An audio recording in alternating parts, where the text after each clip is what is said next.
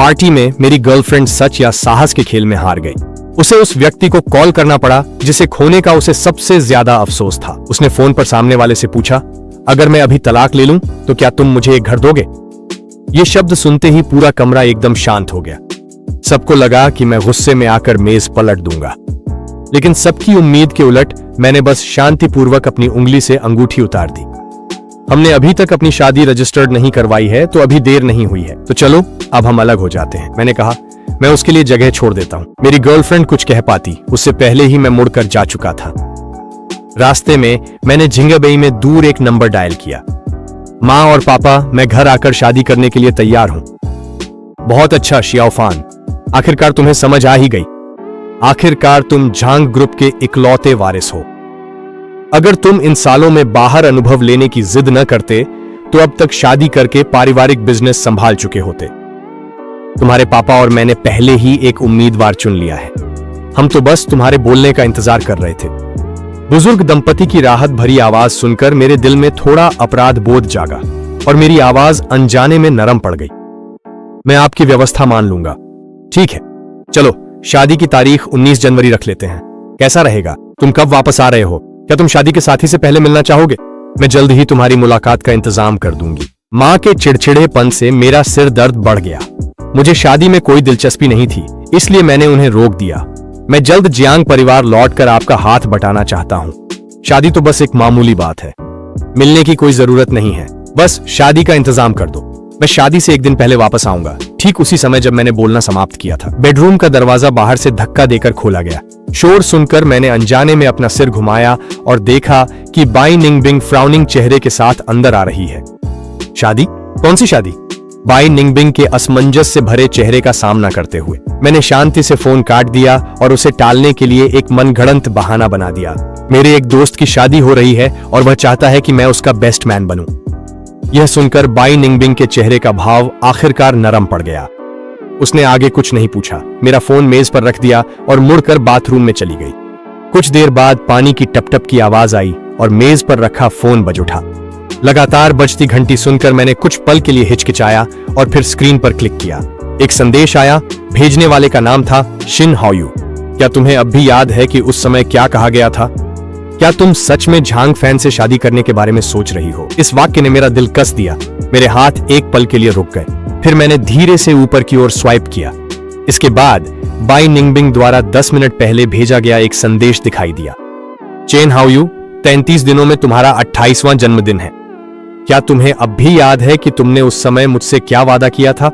मैंने फोन को उसकी जगह पर वापस रख दिया और सोफे पर पीछे की ओर टिक गई। यादें मेरे दिमाग में चमकने लगीं। उस साल जब मैं 18 साल की थी, मेरी मौसी शादी के लिए देश लौटी थी और मैं उनके साथ वापस आई और युंडा यूनिवर्सिटी में दाखिला लिया। क्या विश्वविद्यालय जीवन का बेहतर आनंद लेने और सुरक्षा कारणों से मैंने कभी भी अपनी पहचान किसी को नहीं बताई। अपने सीनियर ईयर में फ्रेशर वेलकम पार्टी के दौरान एक रूममेट की मदद करने के लिए मैं मंच पर एक गाने में साथ देने चली गई। प्रदर्शन के बाद मैंने अपना वाद्य यंत्र उठाया और मंच से नीचे आई। नीचे देखा और बिनिंग बिंग को देखा। वह सफेद जालीदार ड्रेस पहने हुए थी, हाथ में फूलों का गुलदस्ता लिए दरवाजे पर इंतजार कर रही थी। उसकी आंखें चमक रही थीं जब वह मुझे देख रही थी। क्या मुझे आपका संपर्क नंबर मिल सकता है? मैं एक ऐसी इंसान हूं जिसे दिखावे की अहमियत है, इसलिए मैंने तुरंत ही हां कर दी। उसके बाद हम दोनों हर दिन एक दूसरे से संपर्क करते थे और समय समय पर अलग अलग जगहों पर टकरा जाते थे। एक दूसरे को जानने के तीसरे महीने में बिनिंग बिंग ने पहल करते हुए पहले प्यार और पहली नजर के प्यार का इजहार किया। मेरे पास मना करने की कोई वजह नहीं थी। हम दोनों ऐसे ही 21 साल की उम्र से लेकर 28 साल तक 7 साल तक साथ रहे। मेरे परिवार वाले मुझे बार बार अरेंज मैरिज के लिए बुलाते रहे, लेकिन मैंने कई बार मना कर दिया। मैंने भी कई बार उसके विचार जानने की कोशिश की, लेकिन हर बार जब भी शादी की बात आती बाई निंगबिंग उस विषय से ऐसे बचती जैसे कोई महामारी हो और कभी इसका जिक्र नहीं करती थी। शुरुआत में मुझे लगा कि वह बस अभी शादी नहीं करना चाहती, लेकिन जब ऐसा बार बार होने लगा तो मुझे कुछ गड़बड़ महसूस हुई। करीब आधा महीना पहले एक पार्टी में कुछ पीने के बाद हल्की फुल्की बातचीत के दौरान मुझे सच्चाई पता चला कि बाई निंगबिंग के दिल में हमेशा से उसका बचपन का दोस्त शेन हाओयू ही था। दुर्भाग्यवश उसका प्यार एक तरफा था। शेन हाओयू ने उसे हमेशा सिर्फ एक दोस्त की तरह ही देखा। और उसने मुझसे खुद पहल करके संपर्क इसलिए किया क्योंकि जिस रात मैं सामने आया उस रात शेन हाओयू किसी और के साथ था। स्टेज पर पियानो बजाते हुए मेरा अंदाज उसके क्रश की छवि से कुछ कुछ मिलता जुलता था। अपनी निराशा को शांत करने और शेन हाओयू को चिढ़ाने के लिए उसने मुझे चुना। अगले कुछ वर्षों में शेन हाओयू ने दर्जनों बार डेटिंग की। हर बार जब उसे शेन हाओयू के ब्रेकअप की खबर मिलती, बाई निंगबिंग उसके पास जाने के बारे में सोचती थी, लेकिन उसके कुछ कहने से पहले ही शेन हाओयू कोई नया निशाना ढूंढ लेता था। उसके दिल का दुख और गहरा होता गया। इसी तरह 7 साल इसी चक्र में बीत गए और हम अब भी अलग नहीं हुए थे। बाई निंगबिंग ने कभी हार नहीं मानी। वह शेन हाओयू के बदलने का इंतजार करती रही। अपने युवावस्था में शेन हाओयू द्वारा किए गए एक नशे में मजाक का इंतजार करती रही। बिंग बिंग, जब मैं 28 का हो जाऊंगा, अगर हम दोनों अब भी अविवाहित हुए तो क्यों ना हम दोनों एक दूसरे के साथ रहने की कोशिश करें। तो वह हर साल उससे एक बार पूछती थी और इस साल आखिरकार वह शेन हाओयू के 28वें जन्मदिन तक पहुंच गई थी। बाई निंगबिंग के फोन में चैट पढ़ते हुए मैं मुस्कुरा पड़ी। 33 दिन बाद शेन हाओयू का 28वां जन्मदिन था और वही दिन मैंने अपने लिए ब्रेकअप करने और घर जाकर शादी करने के लिए चुना था। बिंग बिंग को स्टडी रूम में जाते देख मैं भी उठी, लाइट बंद की और फिर से बिस्तर पर लेट गई। पता नहीं कितना समय बीत गया। अंधेरे कमरे में बहुत हल्के कदमों की आवाज आई। हल्की रोशनी वाला फोन बेडसाइड टेबल पर रखा गया और कोई मेरे पीछे आकर लेट गया। फिर एक लंबा सन्नाटा छा गया जब तक कि मेरे पास से हल्की और नियमित सांसों की आवाज नहीं आने लगी। मैंने अपनी आंखें खोली, हाथ बढ़ाया और बाई निंगबिंग का फोन लिया और उसे फिर से क्लिक किया। मूल चैट इंटरफेस में सिर्फ 4 शब्द और थे, कभी नहीं भूली। एक बहुत ही साधारण वाक्य, लेकिन कोई भी कल्पना कर सकता है कि बाई निंगबिंग ने ये शब्द टाइप करते समय किस स्थिति में थी। संभवतः वह अपने होंठ काट रही थी। उसकी नजरें स्क्रीन पर टिकी थीं, गंभीरता से शब्दों की लंबी कतार टाइप कर रही थी और फिर उन्हें मिटा रही थी। हर शब्द को सावधानी से तौल रही थी। वह डरती थी कि उसकी भावनाएं आसानी से जाहिर हो जाएंगी, लेकिन यह भी डरती थी कि कहीं वे बिल्कुल भी न समझी जाए। यह सतर्क और सावधान रवैया सिर्फ तभी सामने आता था जब वह शेन हाओयू का सामना करती थी। यह सोचकर मेरे होंठों पर एक कड़वी मुस्कान आ गई। वह पूरी तरह से 28 साल की उस सहमति पर केंद्रित थी। शेन हाओयू के उससे शादी करने के लिए राजी होने का इंतजार कर रही थी। मैं पूरी रात आंखें बंद किए हुए भी नहीं सो सका। सुबह होने के बाद मेरे पास से सरसराहट की आवाज आई। मैंने मौके का फायदा उठाकर अपनी आंखें खोल लीं।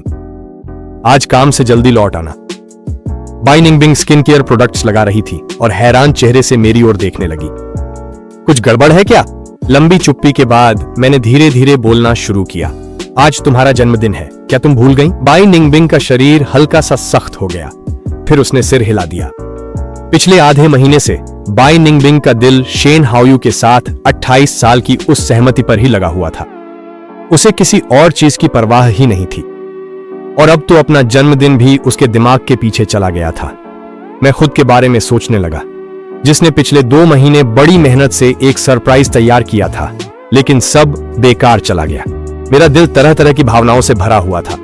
बाई निंगबिंग ने मेरे चेहरे के भावों में बदलाव नहीं देखा और कहा, बस साधारण रखना, पहले जैसा भव्य करने की जरूरत नहीं है। पिछले वर्षों में मैं हमेशा उसकी खुशी के लिए उसके लिए जन्मदिन की पार्टी धूमधाम से मनाता था। बस उसने कभी मेरी कोशिशों की परवाह नहीं की।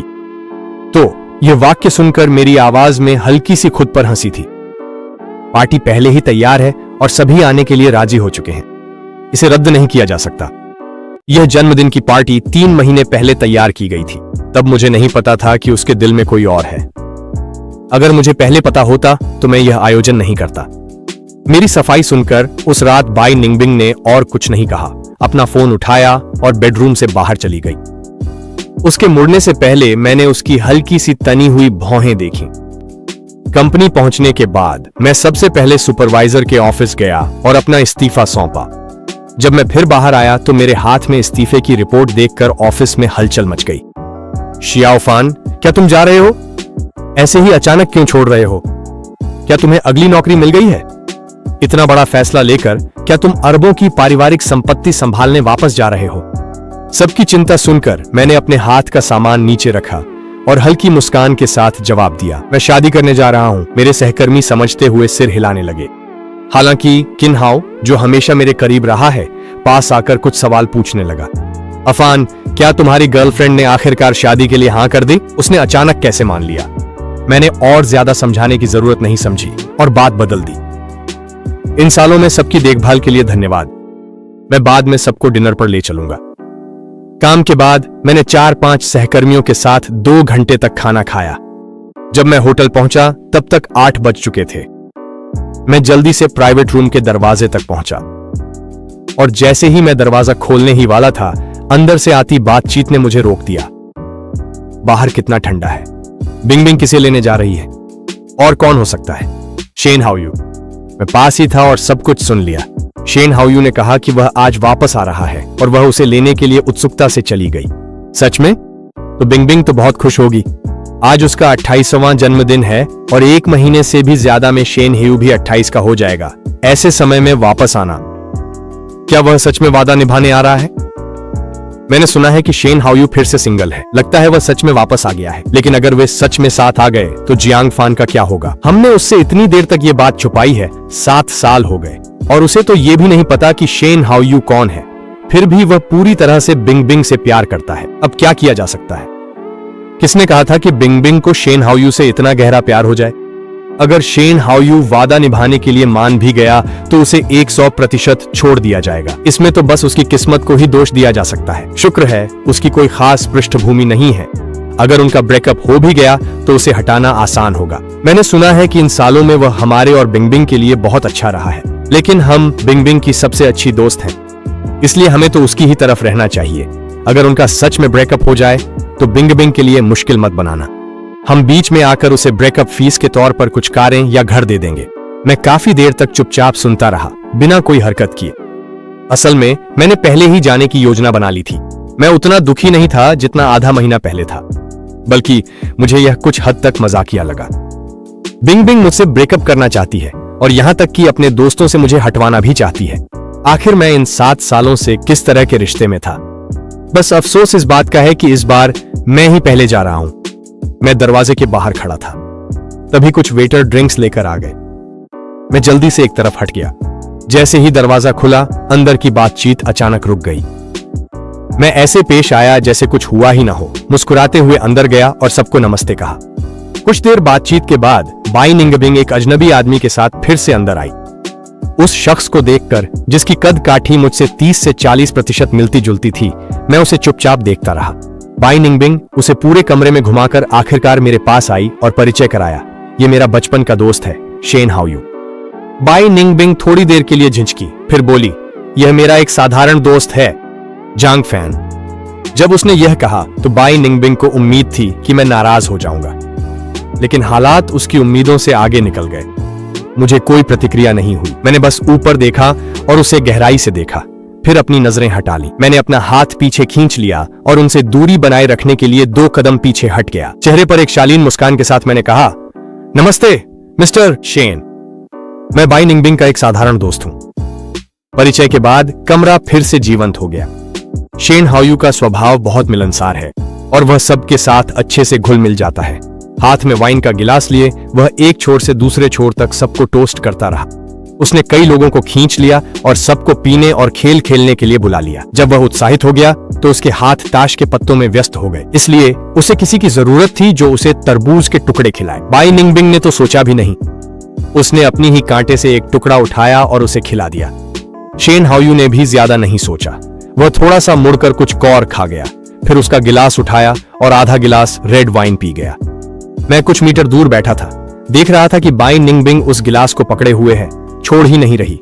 एक के बाद एक गिलास पी रही है और हर बार वह उसी जगह से पीती थी जहां अभी अभी शेन हाओयू का मुंह लगा था। अंत तक आते आते वह थोड़ी नशे में आ गई थी, लेकिन जन्मदिन की क्लासिक प्रक्रिया को छोड़ा नहीं जा सकता था। सभी ने जन्मदिन का गीत गाया और उससे कहा कि वह उठे, मोमबत्तियां बुझाए और एक इच्छा मांगे। शोरगुल वाला कमरा अचानक शांत हो गया। मैं उठकर खुद केक को धकेलकर उसके पास ले गया और मोमबत्तियां जलाईं। मोमबत्तियों पर लिखे 28 को देखकर बाई निंगबिंग ने अपनी कनपट्टी मलते हुए नशा दूर करने की कोशिश की। उसकी पहले से ही बिखरी हुई नजर कमरे में घूमी, फिर उसने एक उंगली उठाई। मैं इस साल के जन्मदिन पर कोई इच्छा नहीं मांगना चाहती। आइए इसे एक सवाल में बदल देते हैं।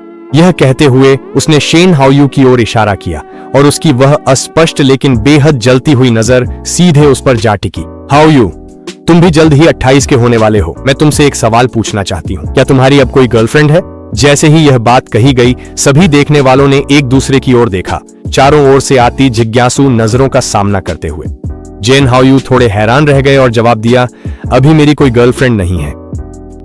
एक पल की खामोशी के बाद किसी ने हैरानी से वाह चिल्लाया और कमरा अचानक शोर से गूंज उठा। कुछ नशे में धुत करीबी दोस्तों ने उठकर नशे में चूर बाई निंगबिंग को गाने और नाचने के लिए उकसाया। इस अफरा तफरी के माहौल को देखते हुए मैं शांत और उदासीन बैठी रही, एक साधारण दोस्त की भूमिका निभाती रही, जो अंधेरे में रखी गई थी और जिसे कुछ भी पता नहीं था। जन्मदिन की पार्टी आखिरकार सुबह के शुरुआती घंटों में खत्म हुई। सबके चले जाने के बाद मैंने बाई निंगबिंग को कार में बैठाने में मदद की। वह अपनी पिछली खुशी में डूबी हुई थी, मेरी बाहों में लेटी हुई कई दिल की बातें कह रही थी। वह रोती हुई आवाज में बोली, शेन, तुम कैसे हो? मत जाओ, मेरे पास ही रहो, ठीक है? वे सब ऐसा कैसे कर सकते हैं, लेकिन मैं क्यों नहीं कर सकती? मैंने तुम्हारा बहुत बहुत सालों तक इंतजार किया है, हर दिन तुम्हारा इंतजार किया है। आगे की सीट पर बैठा ड्राइवर पूरे रास्ते सुनता रहा और मुस्कुराता रहा। कार से उतरते समय उसने मुझे नशे में धुत महिला को सहारा देते हुए देखा और चिढ़ाते हुए कहा, सर, आपकी गर्लफ्रेंड आपसे बहुत प्यार करती है। मैंने ड्राइवर को हल्की सी मुस्कान दी, मेरी आवाज बेरुखी थी। वह शेन हाओयू से बहुत प्यार करती है, लेकिन मैं शेन हाओयू नहीं हूँ। एक रात की हैंगओवर के बाद जब बाई निंगबिंग जागी तो उसे पिछली रात की सारी बातें याद आ गईं। मुझे पकड़कर वह सफाई देने लगी, आफान, जैसे ही मैं कल क्लब पहुंची मुझे जबरदस्ती बहुत शराब पिलाई गई।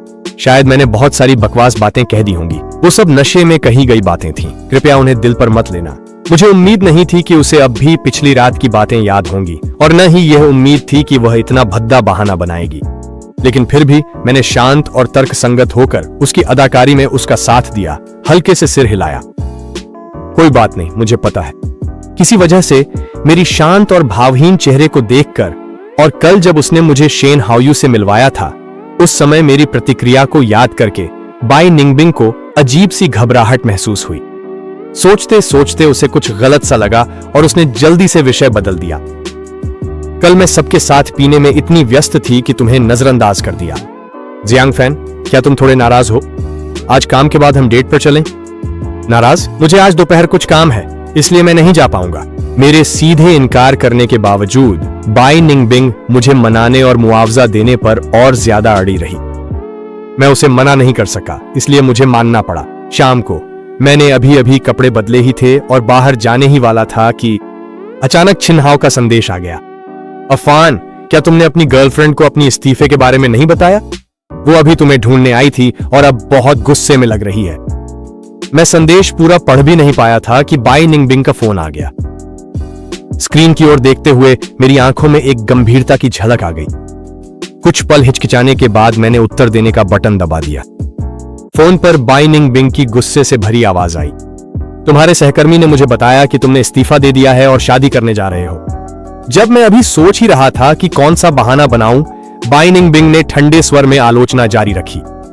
मैंने तुम्हें पहले ही बताया था, मेरी अभी शादी करने की कोई योजना नहीं है। तभी मुझे एहसास हुआ कि बाई निंगबिंग को लगा कि मैं जबरदस्ती शादी करवाना चाहता हूं। कोई आश्चर्य नहीं कि वह इतनी ज्यादा नाराज थी। मैंने धैर्यपूर्वक कुछ शब्दों में समझाया। मैंने अपने सहकर्मियों से कुछ मजाक में बातें की थीं, शायद उन्होंने उसे सच मान लिया। मैंने इस्तीफा इसलिए दिया क्योंकि मैं हाल ही में थोड़ा थक गया था और आराम करना चाहता था। यह सुनकर मेरे कान में आवाज आखिरकार सामान्य हो गई। आगे से इस तरह का मजाक मत करना, मैंने धीमी आवाज में जवाब दिया और सुना कि बाई निंगबिंग पूछ रही थी कि मैं कहां हूं और क्या उसे यहां आना चाहिए। मैं पता बताने ही वाला था कि अचानक मुझे बहुत हल्की सी हंसी सुनाई दी, जो बिल्कुल शेन हाओयू जैसी लग रही थी। वो ठीक है, मेरे मुंह में कुछ पल के लिए अटका रहा, फिर जरूरत नहीं में बदल गया। कॉल जल्दी ही काट दी गई। अंधेरा होती स्क्रीन को देखते हुए मेरे होंठों पर एक खुद पर हंसने वाली मुस्कान आ गई। अगर वह सच में मुझे ढूंढना चाहती तो कॉल इतनी जल्दी कैसे कट जाती? वो तो बस औपचारिकता निभा रही थी। मैंने इसे इतनी गंभीरता से कैसे ले लिया? मैंने एक टैक्सी ली और तय किए गए रेस्टोरेंट पहुंच गया। वेटर ने नाम सुनते ही मुझे सीधे रूफटॉप रेस्टोरेंट तक पहुंचा दिया। जैसे ही निजी कमरे का दरवाजा खोला गया, वहां खाने से भरी एक मेज थी, लेकिन आसपास कोई नहीं दिख रहा था। मेरी उलझन भरी आंखों को देखकर वेटर ने अत्यंत सम्मानपूर्वक समझाया, मिस बाई ने 10 मिनट पहले खाना ऑर्डर करने के लिए फोन किया था और आपसे पहले खाना खाने के लिए कहा था। उसे कुछ जरूरी काम है और शायद उसे थोड़ी देर हो जाएगी। अभी अभी उस कॉल को याद करते हुए मेरे चेहरे पर एक एहसास प्रकट हुआ। क्या कोई जरूरी काम है? मुझे डर है कि वह फिर से शेन हाउ यू के साथ चली गई है। असल में यह पूरी तरह से झूठ भी नहीं था। आखिरकार उसके लिए जब बात उसके क्रश के साथ समय बिताने की हो तो तिल जितनी छोटी बात भी जरूरी मानी जाती है। मैंने इस बारे में ज्यादा नहीं सोचा और सीधे कमरे में चला गया। वेटर ने उत्सुकता से मेरे लिए बर्तन खोले और एक एक करके व्यंजन पेश की। मेज पर रखे समुद्री भोजन को देखकर मेरी आंखें थोड़ी सिकुड़ गईं। यूरोप में उन वर्षों के दौरान मुझे पश्चिमी भोजन की आदत नहीं थी और मैं अक्सर समुद्री भोजन तब तक खाता था जब तक कि मैं उससे ऊब न जाऊं। देश लौटने के बाद भी मैं अभी तक पूरी तरह से यहाँ के माहौल में ढल नहीं पाया हूँ। अगर मैं अतीत में उसके साथ भोजन कर रहा होता और इन व्यंजनों को देखता तो मैं शायद उसकी बात मान लेता, लेकिन अब मैं खुद को बिल्कुल भी नुकसान नहीं पहुंचाना चाहता। मैंने हाथ हिलाकर वेटर को उन्हें हटाने का इशारा किया। श्री जियांग, मिस बाई ने इस टेबल का पहले ही भुगतान कर दिया है और यह काफी महंगा है। क्या आप वाकई इसे नहीं चाहेंगे? अगर सब कुछ हटा दिया गया तो हमारी दुकान कोई रिफंड नहीं देगी। मैंने अपनी भौहें उठाई, बैग से एक कार्ड निकाला और उसे आगे बढ़ा दिया। उद्धरण, मुझे पता है, पहले इन्हें हटा दो। नए ऑर्डर किए गए व्यंजनों के लिए बस इस कार्ड को स्वाइप कर दो। चिंता मत करो, मैं इसका खर्च उठा सकता हूं। जब तक मैंने खाना खत्म किया, बाई निंगबिंग अभी तक नहीं आई थी। मैंने अब उसका इंतजार करना जरूरी नहीं समझा। बिल चुकाया और घर चला गया। आधे रास्ते में कई संदेश आ गए। अफान, क्या तुम आज बाहर जाकर एक रात रुक सकते हो? हाउ यू अचानक देश लौट आया है और पुराना घर अभी साफ नहीं हुआ है, इसलिए वह वहां नहीं रुक सकता। उसे सर्दी भी लग गई है और उसका पेट भी थोड़ा खराब है, इसलिए उसके पास देखभाल करने वाला कोई होना चाहिए। मैं चाहती हूं कि वह यहां आकर एक रात रुके। क्या यह ठीक है? एक तरफ तो वह शेन हाउ की देखभाल करना चाहती है और दूसरी तरफ उसे डर है कि वह हमारे रिश्ते का पता न लगा ले। कितना दिलचस्प है। इस बार मेरा बाई निंगबिंग की एक्टिंग में साथ देने का मन नहीं था और मैंने सीधे उससे पूछा, क्या वह तुम्हारा दोस्त नहीं है? तुम्हें हमारे रिश्ते को छुपाने की जरूरत क्यों है और तुम इसे कब तक छुपाए रखना चाहती हो? संदेश भेजने के काफी देर बाद जवाब मिला। बाई निंगबिंग ने कोई सफाई नहीं दी और सिर्फ एक तारीख भेज दी, 18 जनवरी। पहले मुझे स्वाभाविक रूप से नहीं पता था कि उसने यह दिन क्यों चुना। अब मुझे साफ साफ पता है कि 18 तारीख शेन हाउ का जन्मदिन है। अगर शेन हाउ उस दिन अपना वादा निभाता है और उसके साथ हो जाता है तो वह बिना किसी हिचकिचाहट के मुझसे ब्रेकअप कर लेगी। अगर शेन हाउ उस दिन राजी नहीं होता तो वह ठहर जाएगी और मुझसे शादी का प्रस्ताव करेगी और सच्चाई जानने के लिए एक परखने वाले लहजे में पूछेगी। अगर उसे ठुकरा दिया गया तो उसके पास अब भी मैं हूं, उसका आधिकारिक बॉयफ्रेंड, एक बैकअप के तौर पर, और इसे मजाक कहा जा सकता है। चाहे आगे बढ़ना हो या पीछे हटना, उसके पास एकदम सही हल है। मैं लगभग उसकी तारीफ करने लगा हूं। दुर्भाग्यवश अब मैं उसके रिश्ते में बैकअप बनने के लिए तैयार नहीं हूं। मैंने उसे अब और जवाब नहीं दिया और अपना फोन बंद कर दिया। फिर मैंने एक होटल बुक किया और वहां चेक इन किया। सोने से पहले मैंने थोड़ी शराब पी और दोपहर तक सोता रहा। मैं समय देखना चाहता था, लेकिन जैसे ही मैंने फोन ऑन किया, दर्जनों नए मैसेज आ गए। ज्यादातर मैसेज बाई निंगबिंग के थे और कुछ उसके उन सबसे अच्छे दोस्तों के। तुम कहां हो? तुम फोन क्यों नहीं उठा रहे हो या मैसेज का जवाब क्यों नहीं दे रहे हो? लोगों को डरा मत दो। बिंगबिंग तो तुम्हें ढूंढते ढूंढते पूरी रात पागल हो गई थी। इन इल्जामों से भरे मैसेज देखकर मैं हंस पड़ा। क्या सोने के लिए फोन बंद करना लोगों को डराना है? वैसे भी उनमें से कौन नहीं जानता कि शेन हाउ ही है जिसे बाई निंगबिंग सबसे ज्यादा चाहती है। क्या उसे फर्क पड़ेगा अगर मैं जिंदा रहूं या मर जाऊं? मैं सोच ही रहा था कि बाई निंगबिंग का फोन आ गया। उसका मिजाज अच्छा नहीं था। एक पंखा। हाउ तो बस एक रात के लिए यहां आया था। क्या इतना गुस्सा होना जरूरी है? चाहे तुम नाखुश भी हो, तुम्हें अपनी नाराजगी इस तरह नहीं निकालनी चाहिए। मैंने भी ज्यादा सफाई देने की जरूरत नहीं समझी, तो मैंने एक बहाना बना दिया। कोई नाराजगी नहीं है। फोन की बैटरी खत्म हो गई थी और अपने आप बंद हो गया। पहले बाई निंगबिंग आमतौर पर इन बातों पर यकीन कर लेती थी। आज न जाने क्यों वह अचानक शक करने लगी और पलटकर पूछ बैठी, तो फिर पहले कभी भी तुम्हारा फोन मिल जाता था, लेकिन कल रात ही क्यों बंद था? उसके सवाल सुनकर मैं एक पल के लिए हैरान रह गया और कई पुरानी बातें मेरे दिमाग में घूम गईं। कुछ साल पहले एक रात बहुत देर से बाई निंगबिंग को अचानक पेट में दर्द हुआ था। अपने सेक्रेटरी को कॉल करते वक्त उसने गलती से मुझे डायल कर दिया। मैंने जैसे ही सुना तुरंत उठकर उसके लिए दवा लेकर गया। पिछले साल वह एक बिजनेस ट्रिप पर विदेश गई थी, जहां 7 या 8 घंटे का समय अंतर था। बाइंडिंग बिंग उसे यहाँ का मेरा समय याद नहीं रहा और उसने रात के 3 या 4 बजे एक दस्तावेज के बारे में पूछने के लिए कॉल कर दिया। मैंने नींद को नजरअंदाज कर उठकर मॉनिटर खोला और उसकी मदद के लिए दस्तावेज ढूंढा। 3 महीने पहले मेरी अपेंडिसाइटिस की सर्जरी हुई थी। ऑपरेशन टेबल से उतरते ही और जब तक बेहोशी की दवा का असर भी नहीं गया था, उसका मैसेज आ गया कि उसे मिल्क टी पीनी है। फिर भी मैंने नर्स से उसे लाने के लिए कहा। हर एक घटना मेरे उसके प्रति गहरे प्यार का सबूत थी। बस अफसोस इस बात का है कि मैंने चाहे जितना भी दिया वह उसे देख नहीं पाई। यह सोचकर मेरी आवाज में अनायास ही थोड़ी खुद पर हंसी आ गई। मुझे बस इस बात का डर था कि जब तुम्हें मेरी जरूरत हो मैं वहां न रहूं। कल तुम्हें मेरी जरूरत नहीं पड़नी चाहिए थी। मेरी अस्पष्ट आवाज सुनकर बिंग का दिल हल्का सा कांप गया।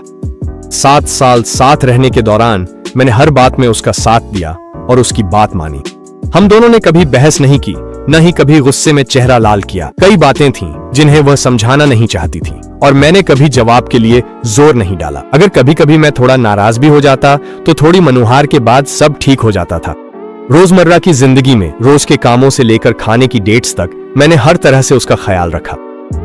खुद से पूछने पर बाई निंगबिंग को मानना पड़ा कि मैं लगभग एक परफेक्ट बॉयफ्रेंड था। मेरी उसके प्रति पुरानी अच्छाइयों को याद कर उसकी आवाज अपने आप ही नरम पड़ गई। समझ गया, अभी मैं तुम्हारे लिए ज्यादा चिंतित हो गया था, इसलिए मैंने इतनी सख्त बात कह दी। माफ करना अफान, तुम अभी कहाँ हो? मैं तुम्हें ढूंढने आऊंगी। मैं इस समय उससे मिलना नहीं चाहता था, इसलिए मैंने बस कहा जरूरत नहीं है और टैक्सी लेकर वापस चला गया। जैसे ही मैं घर पहुंचा, नौकरानी ने बताया कि बाई निंगबिंग अभी बाहर गई है। मुझे अंदाजा लगाने की जरूरत नहीं थी। मुझे पता था कि शायद फिर से शेन हाओयू ने ही उसे बुलाया है। हवा में पुरुषों के परफ्यूम की हल्की खुशबू बाकी थी। मैंने नहीं पूछा कि वह कहां गई है और चुपचाप नौकरानी से कहा कि खिड़कियां खोल दे ताकि ताजी हवा आ सके। अगले आधे महीने तक मैंने बाई निंगबिंग को फिर नहीं देखा। ऐसा लगता है जैसे मैंने उसे अपनी गर्लफ्रेंड के तौर पर भूल ही गया हूं। न तो एक भी कॉल की और न ही किसी मैसेज का जवाब दिया।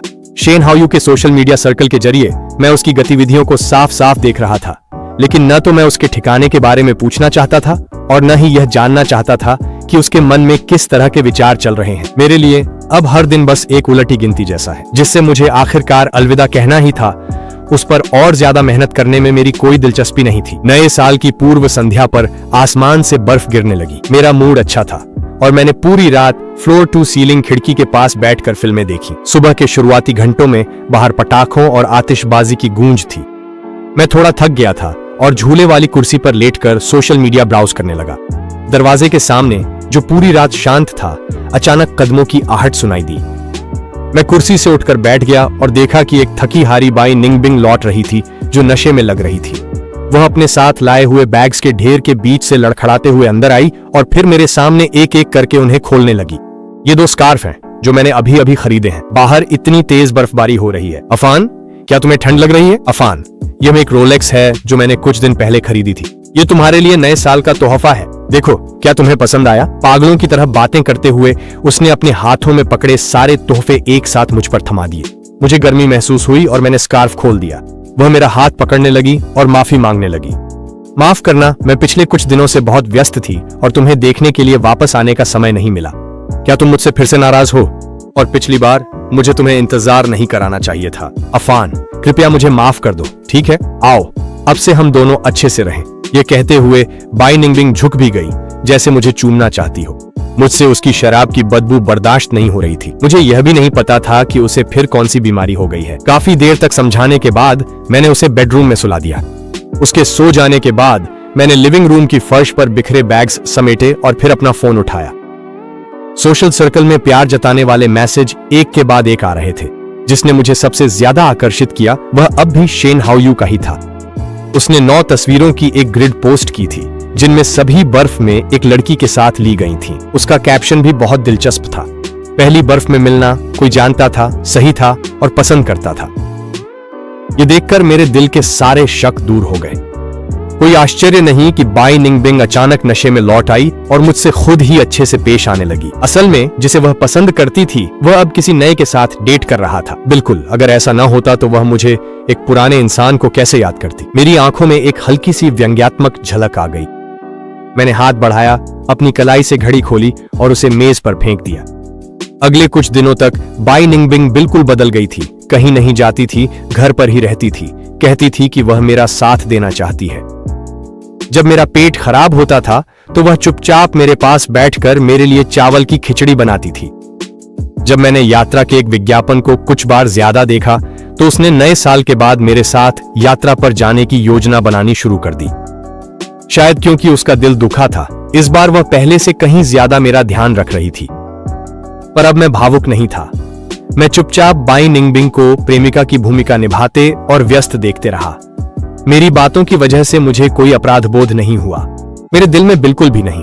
इस अंतिम समय में मैंने सोचा कि उसकी सारी कोशिशें बीते हुए कल का बदला चुकाने के लिए हैं। ऐसा सोचकर मेरा मानसिक बोझ और भी हल्का हो गया।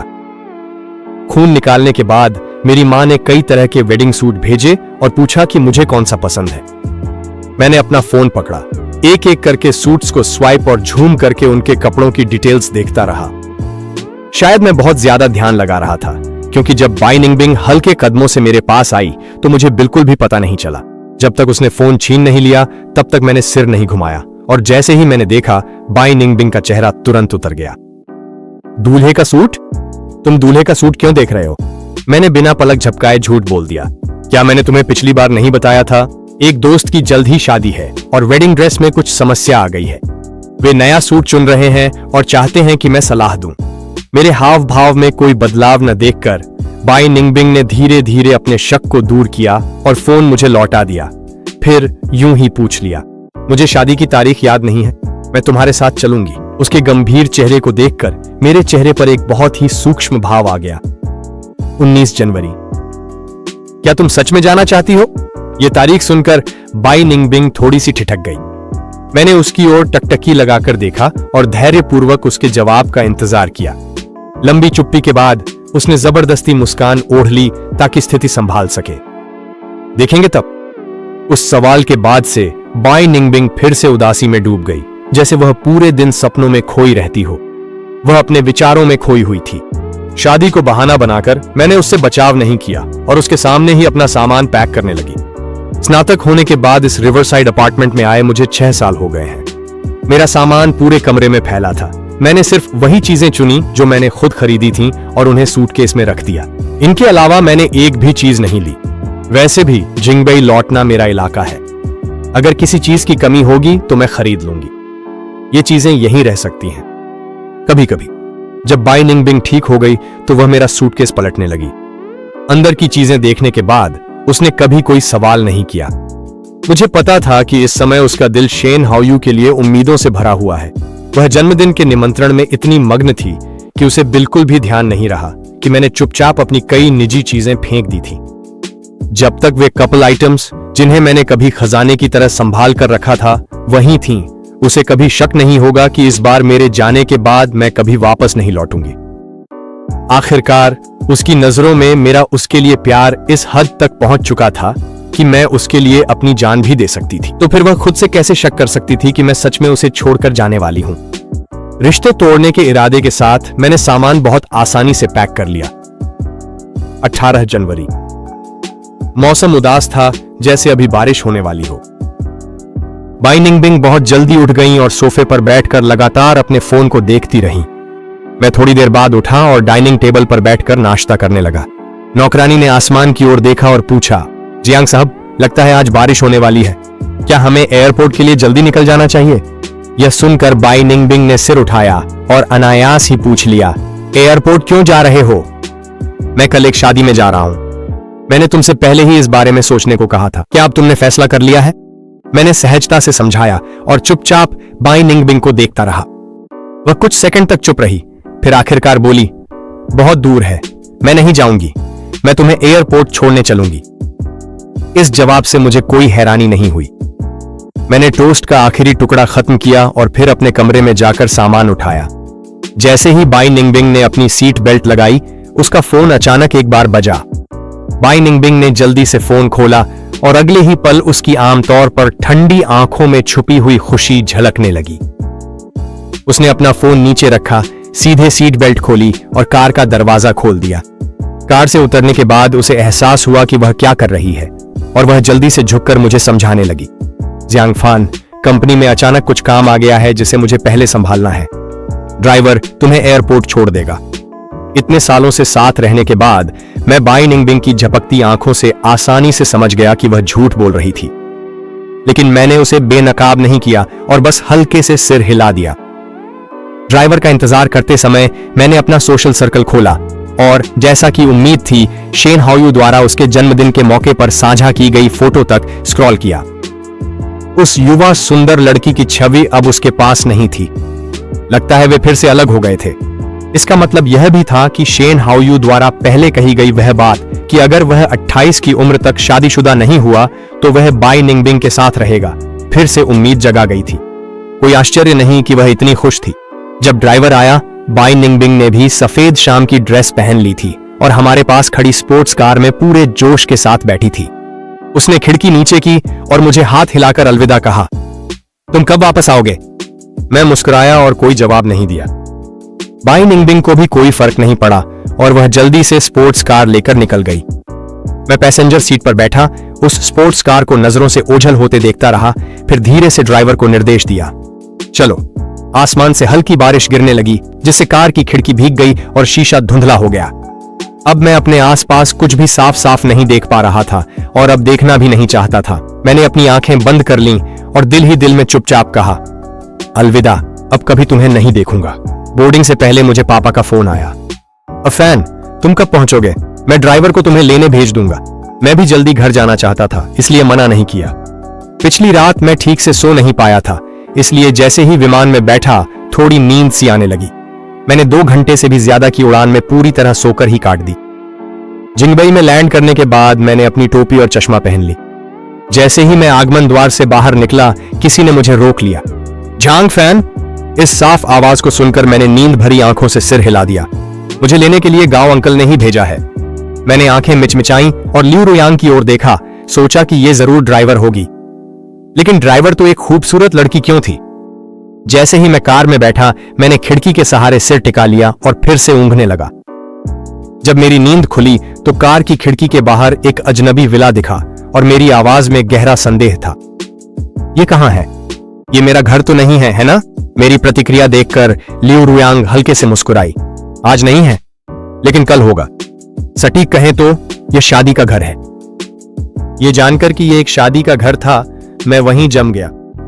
मैं पूरी तरह से जाग गया, अपनी टोपी और धूप का चश्मा उतारा और नीचे लियू रुयांग की ओर देखा। तभी मेरी नजरें उसकी मुस्कुराती हुई आंखों पर टिक गईं। मेरी आंखों में हैरानी देखकर लियू रुयांग भी कारण समझ गई और उसने फैल करते हुए मेरी ओर हाथ बढ़ाया।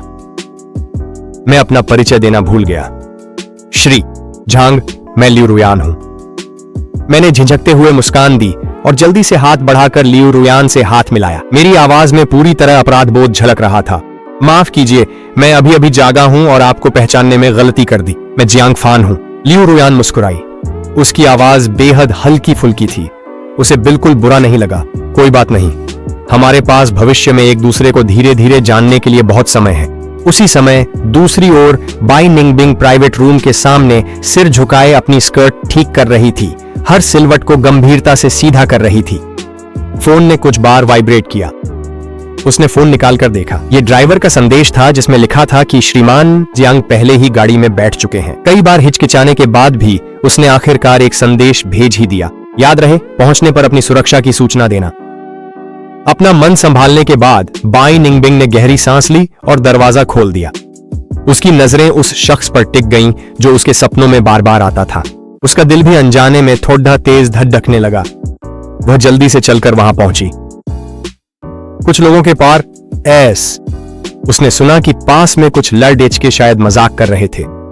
कैसे भी हो, आज तो तुम्हें उसे हमें दिखाना ही पड़ेगा। इतने समय तक छुपा कर रखने के बाद अब इतनी जल्दी किस बात की है? जब मैं बाद में इच्छा मांगूंगा तो यकीनन तुम सबको एक अनोखा अनुभव दूंगा। इच्छा मांगना बंधन। बिंग को 1 महीने पहले अपनी ही जन्मदिन की पार्टी की घटना याद आ गई। और उसके दिल में एक उम्मीद सी जाग उठी। ऐसा लग रहा था कि जब वे 16 साल के थे तब किया गया मजाक आज सच होने वाला है। कई घंटों तक बाइंडिंग बिंग का दिमाग लगातार इसी बात पर लगा रहा। वह घबराहट में कई घूंट शराब पी गई। जब तक केक सामने लाया गया उसके हाथ हल्के हल्के कांप रहे थे। कई करीबी दोस्त बाई निंगबिंग को घेर कर खड़े थे। उनकी आंखों में अस्पष्ट खुशी झलक रही थी। बिंग बिंग, सपना सच होने वाला है। तुम्हारा मूड कैसा है? बाई निंगबिंग ने सिर झुका लिया, मुस्कुराई, लेकिन कुछ बोली नहीं। तान यान भी मजा देख रही थी, लेकिन अचानक उसे कुछ याद आया और उसने बाई निंगबिंग के कंधे पर हाथ रख दिया। अगर वह बात हो जाती है तो जियांग फान का क्या होगा? शेन हाओयू के जन्मदिन के मौके पर जब बाई निंगबिंग ने जियांग फान का नाम सुना तो उसकी मुस्कान अचानक रुक गई और उसके दिल में थोड़ी सी अपराध बोध भी उठी। उसका चेहरा बिगड़ता देख कई करीबी दोस्तों ने जल्दी से उसे दिलासा दिया। कोई बात नहीं, ब्रेकअप कर लो, अभी कर लो। वैसे भी वह तो एक आम लड़का है, आसानी से टाल सकते हो। सही है, अगर वह हंगामा करने आ गया तो हम तुम्हारे लिए संभाल लेंगे। बिंग बिंग, बस निश्चिंत रहो। कई लोगों के कहने पर बाई निंगबिंग ने अपना फोन निकाला और कुछ शब्द टाइप किए, लेकिन उसकी उंगली भेजने के बटन पर आकर रुक गई। उसकी दुविधा देखकर कई लोग थोड़े बेचैन हो गए। किसी ने उसका हाथ पकड़ लिया और बटन दबा दिया। स्क्रीन पर लिखा था, क्या तुम हो वहां? आने पर मुझे बताना। और उसके नीचे एक नया संदेश आया, चलो ब्रेकअप कर लेते हैं। इन दोनों संदेशों के बीच 3 घंटे का अंतर था। समय का हिसाब लगाऊं तो मेरी फ्लाइट को अब तक लैंड कर जाना चाहिए था। मुझे यह संदेश बहुत जल्दी मिल जाना चाहिए, है ना? जब बाई निंगबिंग अभी भी सोच रही थी, उसके दोस्तों ने उसे सीधे खींचकर बीच में बैठा दिया। कमरे में गूंजते जन्मदिन के गीतों के बीच और बाई निंगबिंग की उत्सुक नजरों के सामने शेन हाओयू ने हाथ जोड़कर श्रद्धापूर्वक एक इच्छा मांगी। मैं आशा करता हूं कि 28 की उम्र में सब कुछ मेरी मर्जी के अनुसार हो और मैं अगले साल की इच्छा रुक्सू के साथ मिलकर मांग सकूं। बाई निंगबिंग का चेहरा, जो 1 सेकंड पहले मुस्कुरा रहा था, अचानक बेहद पीला पड़ गया। कमरे में मौजूद बाकी लोग भी हैरान रह गए। रुक्सू कौन है? सबको उससे मिलवाओ। जश्न के माहौल में शेन हाओयू के चेहरे पर हल्की सी लाली आ गई।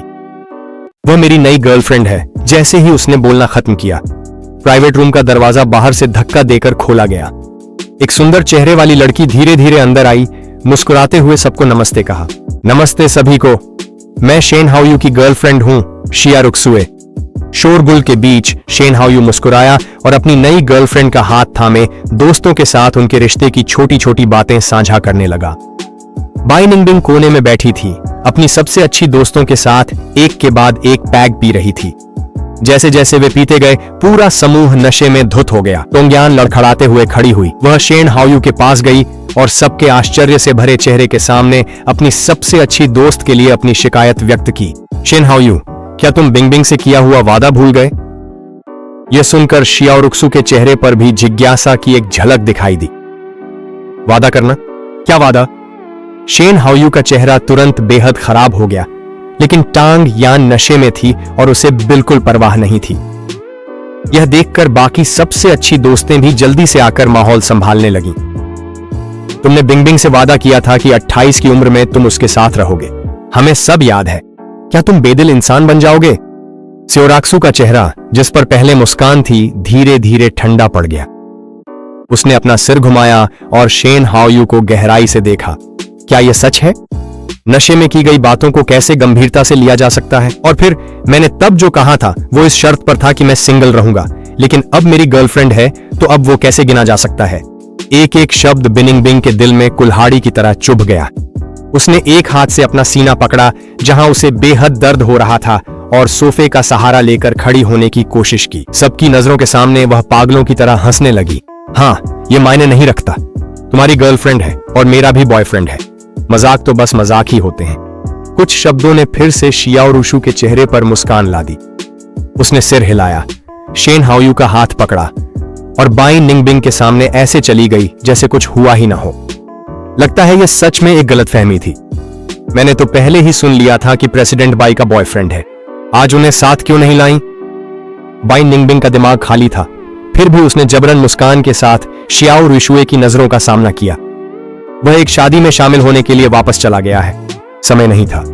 यह सुनकर शियाओ रुशुए ने समझते हुए सिर हिलाया। हालांकि बगल में खड़े शेन हाओयू की आंखों में जल्दी ही असंतोष की झलक आ गई। उसकी आवाज में अविश्वास झलक रहा था। बॉयफ्रेंड? कौन? मैं इतने समय से देश वापस आ चुका हूं, तुमने उसका जिक्र अब तक क्यों नहीं किया? शेन हाओयू का चेहरा फिर से देखकर बाई निंगबिंग एक शब्द भी नहीं कह सकी। तांग यांग जल्दी से आगे बढ़ी और बाई निंगबिंग को सहारा दिया। शेन हाओयू की ओर घृणा और उपहास भरे स्वर में देखते हुए उसने कहा, झांग फैन बिंगबिंग का बॉयफ्रेंड है। वह उसकी जन्मदिन की पार्टी में सबसे हैंडसम लड़का था। वही है? शेन हाओयू को वह रात याद आ गई जब मैंने मुस्कुराते हुए कहा था कि हम सिर्फ साधारण दोस्त हैं। उसे हमेशा कुछ गलत सा महसूस होता रहा।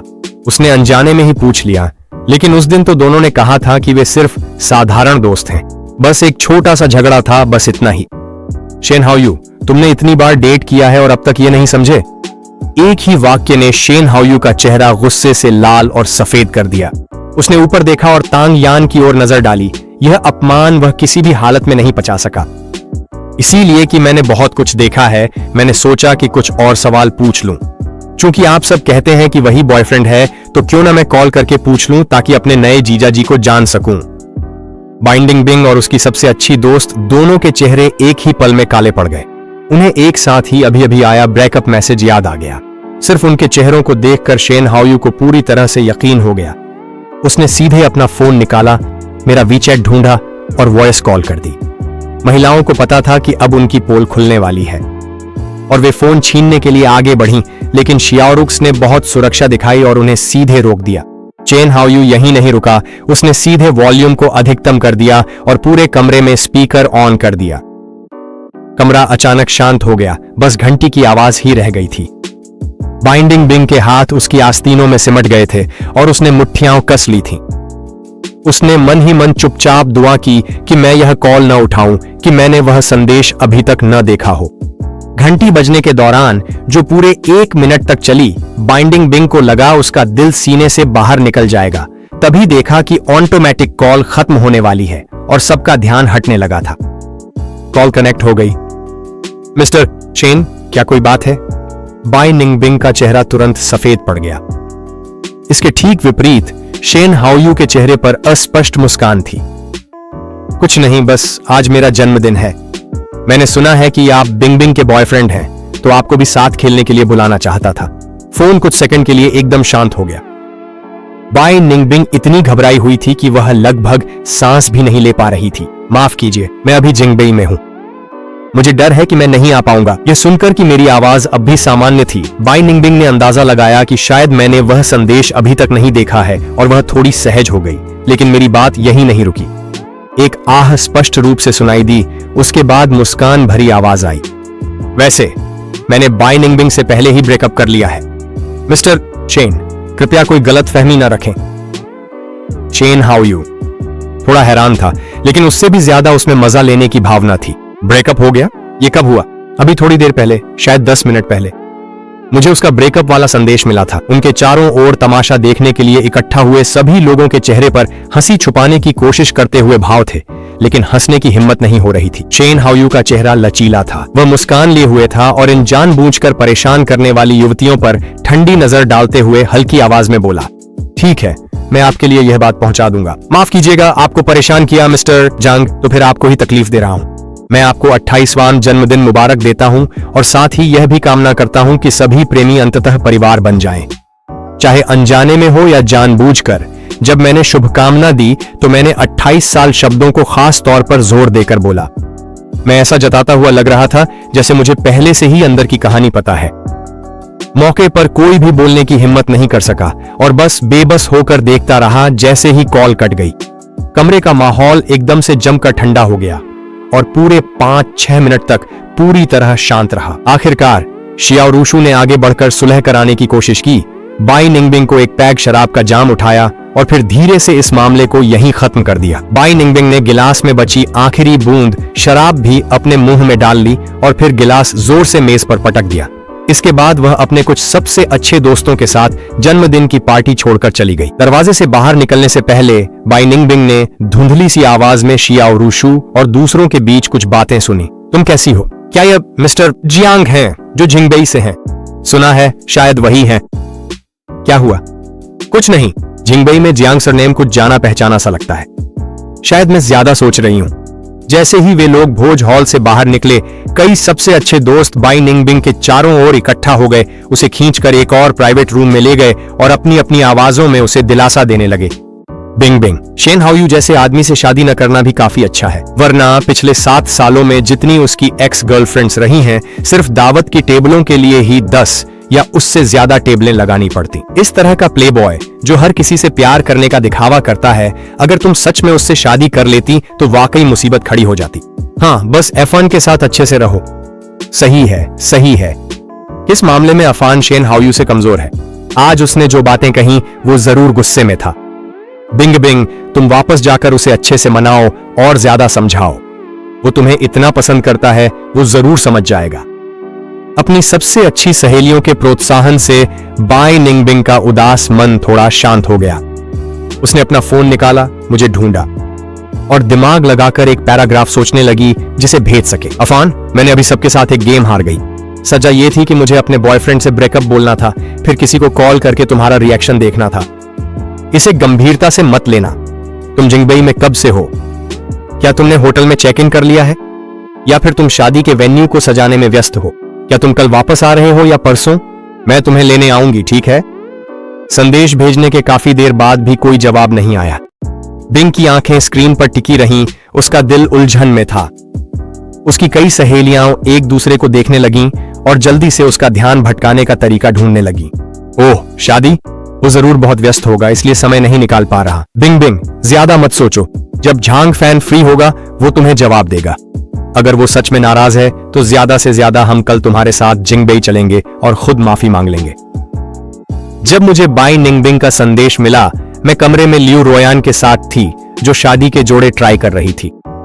मैंने संदेश खोला और पहली लाइन पढ़ते ही मैं हंस पड़ी। तो वह सच में मौके पर ही ऐसा बहाना बना सकती है। उसका दिमाग वाकई तेज है। बस अफसोस है कि अब मैं उसकी एक भी बात पर यकीन नहीं करूंगी। मैं पहले ही कल्पना कर सकती हूं कि कैसे बाई निंगबिंग को शेन हाओयू ने सबके सामने ठुकरा दिया और वह अपनी इज्जत बचाने के लिए सब ठीक करने आई। उस अजीब कॉल को याद करते हुए लगता है कि वह सीन और भी मजेदार रहा होगा। इस पल मुझे अचानक थोड़ा अफसोस हुआ कि मैं वह नजारा अपनी आंखों से नहीं देख पाई। मैंने हल्की सी आह भरी। अपनी स्कर्ट ठीक कर रही लियू लुआन ने यह सुना और सिर उठाया। क्या हुआ? क्या ये वेडिंग ड्रेस अच्छी नहीं लग रही? तो मैं किसी को कह दूंगी कि नई ड्रेस भिजवा दे। जरूरत नहीं है, बस शादी के लिए एक अच्छा तमाशा मिस कर देने का थोड़ा सा अफसोस है, बस इतना ही। अच्छा तमाशा? कौन सा अच्छा तमाशा? क्या मुझे बताना ठीक रहेगा? हालांकि मुझे शेयर करने की इच्छा थी। मुझे पता था कि अपने मंगेतर के सामने एक्स गर्लफ्रेंड का जिक्र करना ठीक नहीं है, इसलिए मैंने विषय बदलने के बारे में सोचा। शंघाई में कुछ दोस्तों का जन्मदिन है और वे कुछ गड़बड़ियां कर रहे हैं। कोई बड़ी बात नहीं है, पहले शादी पर ध्यान देते हैं। यह देखकर कि मैं और कुछ बताने को तैयार नहीं हूं, लियू रुयन ने आगे नहीं पूछा और लिविंग रूम में मिठाई लेने चली गई। क्या तुम्हें थोड़ी भूख लगी है? पहले थोड़ा खा लो, भूख शांत हो जाएगी। बाद में जब हम फ्री हो जाएंगे तो मैं तुम्हारे साथ बाहर खाने चलूंगा। क्या तुम्हें कुछ खास खाने का मन है? मुझे सच में थोड़ी भूख लगी थी। मैंने लियू रुयुआन से पूछा कि उसे कुछ खास खाना है या नहीं। एक एक करके सब नोट कर लिया और फिर बाहर जाकर इंतजाम करने लगा। ऑर्डर करते समय मैं गहरी सोच में डूब गया। अभी अभी जो जानकारी मैंने जुटाई है उसके अनुसार लियू रुयुआन जिंगबई के लियू ग्रुप की तीसरी सबसे छोटी बेटी है और मुझसे 2 साल छोटी है। उसकी एक बहन भी है जो उससे 2 साल बड़ी है और एक सबसे बड़ी बहन है जो उससे 5 साल बड़ी है और फिलहाल लियू ग्रुप की वाइस प्रेसिडेंट है। उसे उसकी सबसे बड़ी बहन ने ही पाला है, इसलिए उसका स्वभाव बहुत गरिमामय है। पिछले कुछ वर्षों में जियांग और लियू परिवारों के बीच बार बार संपर्क हुआ है। जियांग परिवार ने भी बहुत जांच पड़ताल और पूछताछ के बाद ही शादी का प्रस्ताव रखा था। मेरी मां के अनुसार रुइन ने मेरी फोटो सिर्फ एक बार देखी और तुरंत ही मान गईं और बहुत संतुष्ट भी दिखी। मैं इस बात से सहमत नहीं था। आखिरकार मैंने अपनी पिछली रिलेशनशिप खत्म की और शादी करने के लिए वापस आया क्योंकि मैं सच में जियांग परिवार के लिए कुछ योगदान देना चाहता था। शुरुआत से अंत तक मैंने इस शादी को कभी गंभीरता से नहीं लिया, बस यही सोचा कि अगर चल गई तो ठीक है, नहीं चली तो तलाक ले लेंगे। तो फिर मेरी माँ जैसा कहती हैं, पहली नजर का प्यार कैसे हो सकता है। और एक दोपहर साथ बिताने के बाद भले ही हम दोनों अभी भी ज्यादा परिचित नहीं थे, लेकिन छोटी छोटी बातों से मुझे महसूस हुआ कि यह मंगेतर अच्छी है। उनकी खूबसूरती तो कहने की जरूरत ही नहीं, स्वाभाविक रूप से सबसे बेहतरीन है, और उनका स्वभाव और चरित्र फिलहाल तो बहुत ही सौम्य और दयालु लगते हैं। वह हर काम सलीके से करती है, सावधान और विचारशील हैं, और सामाजिक शिष्टाचार भी समझती हैं। कुल मिलाकर इस आसमान से टपकी मंगेतर को लेकर मैं संतुष्ट हूं। संतुष्टि के अलावा इसमें थोड़ी सी हैरानी भी है। लगता है मेरे माता पिता की नजर अब भी काफी अच्छी है। पूरी रात शराब पीने के बाद बाई निंगबिंग ने जागने के बाद सबसे पहले अपना फोन खोला, यह देखने के लिए कि क्या मैंने उसके संदेश का जवाब दिया है। 10 घंटे से ज्यादा बीत चुके थे और चैट बॉक्स अब भी खाली था। बाई निंगबिंग ने कई बार जोर से अपनी आंखें मली और गुस्से में फोन को दीवार पर दे मारा, जिससे वह तुरंत सबको जगा बैठी। जैसे ही सबने उसकी हरकत देखी, उनकी सारी नशा उतर गई। मुझे उम्मीद नहीं थी कि जियांग फैन भी ऐसे नखरे दिखाने वाले खेल खेलना पसंद करता है। चिंता मत करो बिंग बिंग, हम सब तुम्हारे साथ हैं, उसे मनाने में मदद करेंगे। बाकी लोग भी जल्दी से उसके पास आकर उसे दिलासा देने लगे। तब जाकर बाई निंगबिंग का मूड थोड़ा बेहतर हुआ। जैसे ही वे बार से बाहर निकले, पूरा ग्रुप सीधे एयरपोर्ट की ओर बढ़ गया। रास्ते में बाई निंगबिंग खिड़की से दूर गगनचुंबी इमारतों को एकटक देखती रही और उसके दिल में कुछ पछतावा सा महसूस हुआ। अगर उसे पता होता कि यह खुशी व्यर्थ जाएगी तो वह कल ही जिंगबेई जाने के लिए मान जाती। सोचते सोचते उसके दिल में और भी ज्यादा उदासी भर गई और वह बस खुद को जबरदस्ती यह दिलासा देती रही कि सब कुछ अच्छा ही है। वह नहीं गई। शेन हाओयू के वो शब्द सुनकर उसने भी पूरी तरह से हार मान ली थी। इन सभी वर्षों में न जाने कितनी बार वह टिक नहीं पाई और हार मान लेना चाहती थी, लेकिन इस 28 साल पुराने वादे की वजह से उसने हमेशा एक छोटी सी उम्मीद बनाए रखी। खासकर मेरे साथ रहने के बाद वह मानसिक रूप से टूटने के कगार पर थी। उसे समझ नहीं आ रहा था कि उस प्रेमी का सामना किस मुंह से करे जो पूरी तरह से उसके लिए समर्पित था। अब इस दोहरे विकल्प वाले सवाल के लिए आखिरी फैसला लेने का भी समय आ गया था। उसने हिचकिचाते हुए अपनी सहेलियों से पूछा, अगर मैं आज उसे मना नहीं पाई तो मैं शादी का सुझाव देना चाहती हूँ और देखना चाहती हूँ क्या होता है। तुम्हें क्या लगता है? शादी शब्द सुनते ही उसकी कई सबसे करीबी सहेलियों की आंखें चौड़ी हो गईं। मैरी जियांग फैन, उसके पारिवारिक बैकग्राउंड के साथ तुम्हारे माता पिता तो कभी राजी नहीं होंगे, है ना? वो अच्छा है, दिखने में भी अच्छा है और उसका स्वभाव भी अच्छा है, लेकिन मुझे लगता है कि डेटिंग तक तो ठीक है, असल शादी के लिए वो अभी भी तुम्हारे बराबर नहीं है।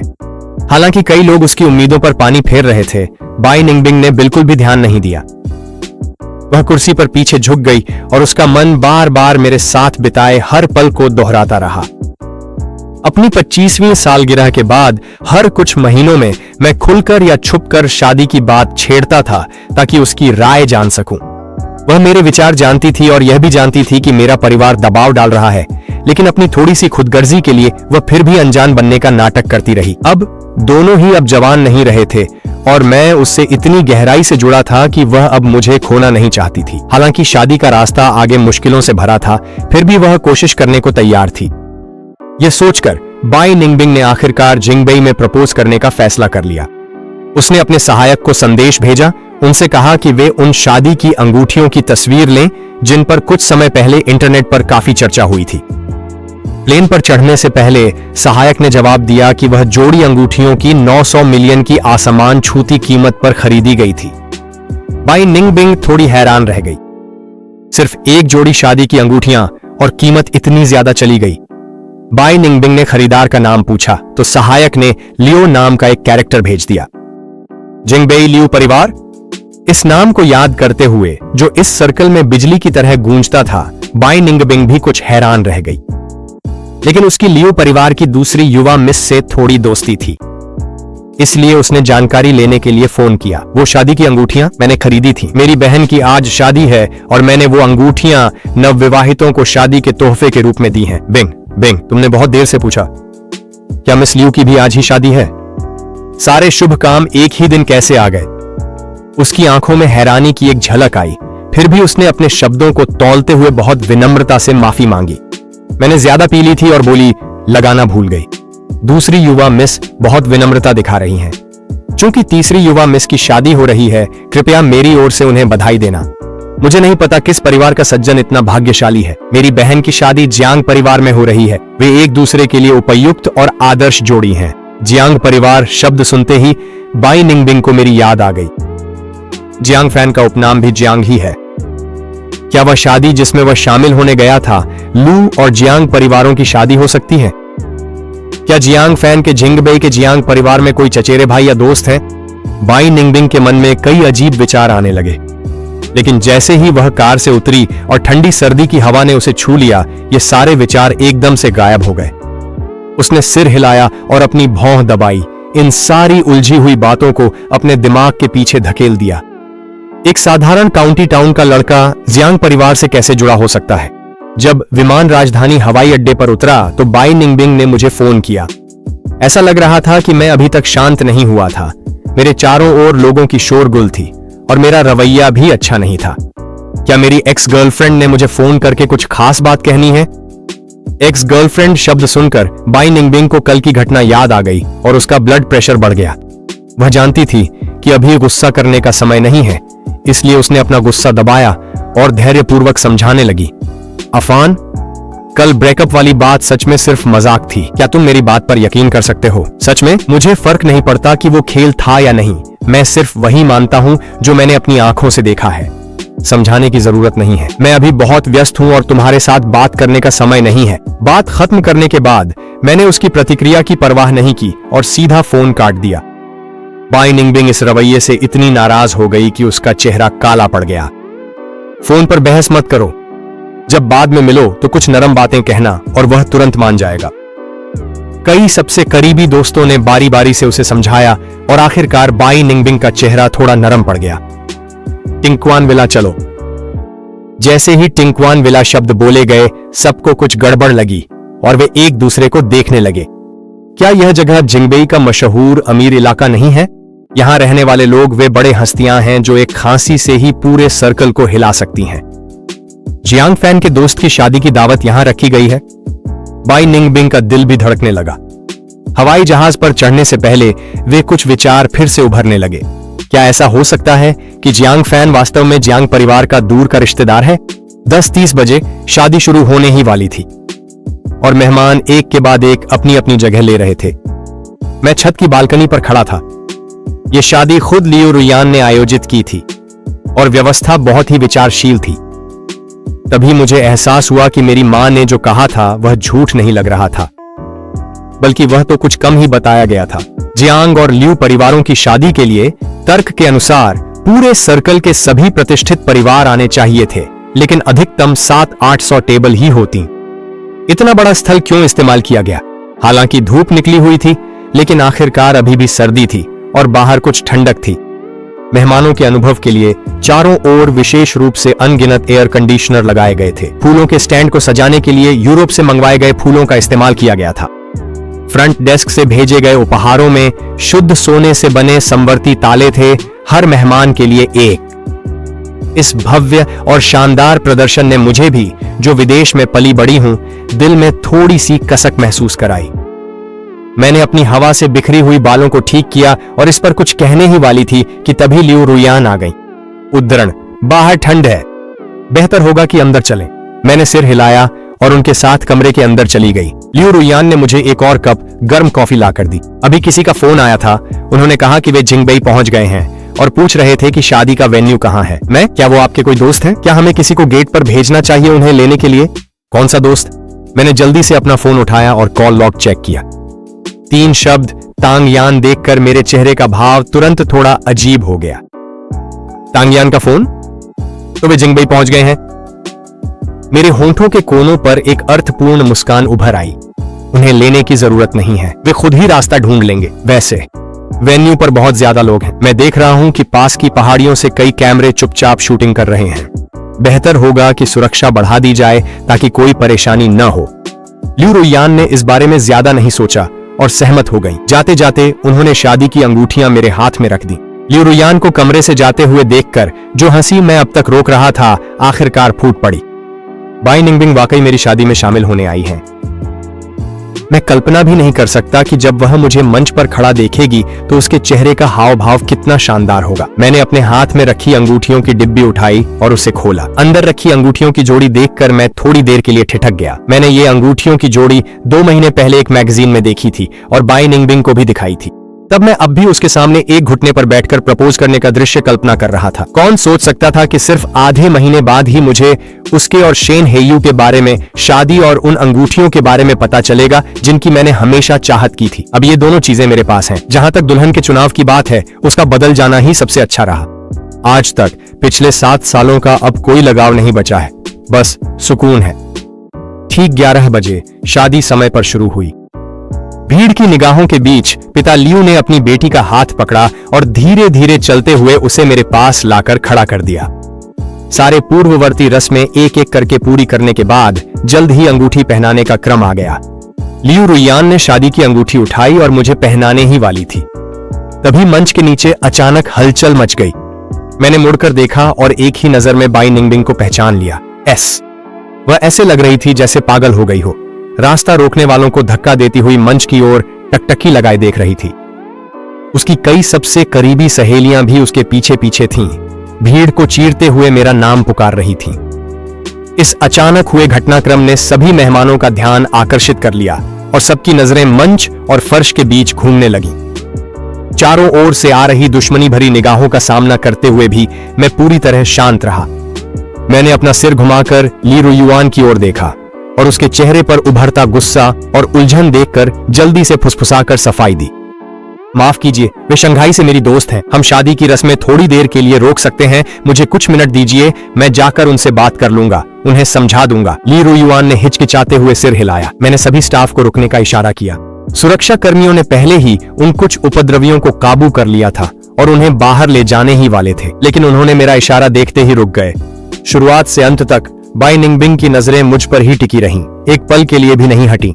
मुझे दूल्हे का सूट पहने उसके सामने एकदम शांत चेहरे के साथ खड़ा देखकर वह अब अपना गुस्सा काबू में नहीं रख सकी। तुमने कहा था कि तुम एक दोस्त की शादी में आ रहे हो, क्या वो दोस्त खुद तुम ही हो? मैं अपनी हंसी रोक नहीं पाया। आमतौर पर जब कोई कहता है मेरा एक दोस्त है, तो क्या वो खुद की ही बात नहीं करता? बाई निंगबिंग इन बातों से लगभग पागलों की तरह हंसने को मजबूर हो गई। जब उसने अपनी आंखें बंद की और फिर खोली तो उसकी आंखों की गहराई में एक भयंकर आग जल रही थी। क्या यही तुम्हारा मेरे पीठ पीछे शादी करने का कारण है? पीठ पीछे क्या मतलब? जियांग और लियू परिवारों की शादी की चर्चा तो 1 महीने से ज्यादा समय से इंटरनेट पर चल रही है। बाई निंगबिंग, क्या तुम इंटरनेट इस्तेमाल नहीं करती? जियांग और लियू नामों ने जैसे बाई निंगबिंग को कुछ याद दिला दिया। वह अचानक अपना सिर घुमाकर मेरे बगल में खड़ी दुल्हन लियू रुयान की ओर देखने लगी। यह चेहरा उसकी दूसरी बहन लियू युनशेंग से 50% मिलता जुलता था। बाई निंगबिंग ने तुरंत उसे पहचान लिया। उसकी पुतलियां अचानक फैल गईं। उसके होठों के कोनों की त्वचा हल्के से कांप उठी और उसका पूरा अस्तित्व जैसे अविश्वसनीय चिल्ला रहा था। लियू रुयान का विवाह साथी जियांग फैन है, तो आखिर जियांग फैन है कौन? उसके पीछे खड़े तांग यान और बाकी लोगों ने भी इस समस्या को समझ लिया और हैरानी से चिल्ला उठे। जियांग फैन, तुम जिंगबेई जियांग परिवार के सदस्य हो। मैंने उन्हें शांतिपूर्वक देखा और बहुत धैर्यपूर्वक अपना परिचय देना शुरू किया। सटीक रूप से कहूं तो मैं जिंगबेई जियांग परिवार का अगला उत्तराधिकारी हूं। श्री जियांग शुमिंग और सुश्री ये शिंग का इकलौता बेटा हूं और लियू रुयान का मंगेतर हूं। क्या आप में से किसी को मेरी पहचान पर अब भी कोई संदेह है? इन उपाधियों की लंबी श्रृंखला ने उन सभी 6 लोगों को तुरंत चुप करा दिया। शंघाई में ये युवा समाज सेवी सचमुच अपनी मर्जी चला सकते थे, लेकिन यह जिंगबेई है, राजधानी। उनके परिवार की हैसियत जियांग और लियू परिवारों के सामने कुछ भी नहीं थी। एक अनजाने समय तक चुप्पी छाई रही। फिर आखिरकार बाई निंगबिंग ने भारी आवाज में अपने लिए बहुत महत्वपूर्ण सवाल पूछा।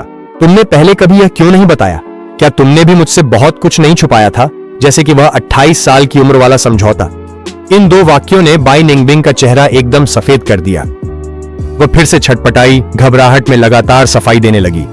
मैं इसे समझा सकती हूँ अफान, ये सच है कि मैं शेन हाओयू को नहीं भूल पाई थी, लेकिन इन 7 सालों में उसकी बात आधी ही हुई थी कि बगल में खड़ी लियू रुयान, जो सारी स्थिति देख रही थी, ने उसे बीच में ही रोक दिया। उसने सुरक्षा कर्मियों से कहा, इन्हें यहां से ले जाओ। लियू रुयान ने मेरा हाथ पकड़ा और बहुत नरमी से मुझसे बात करने लगी।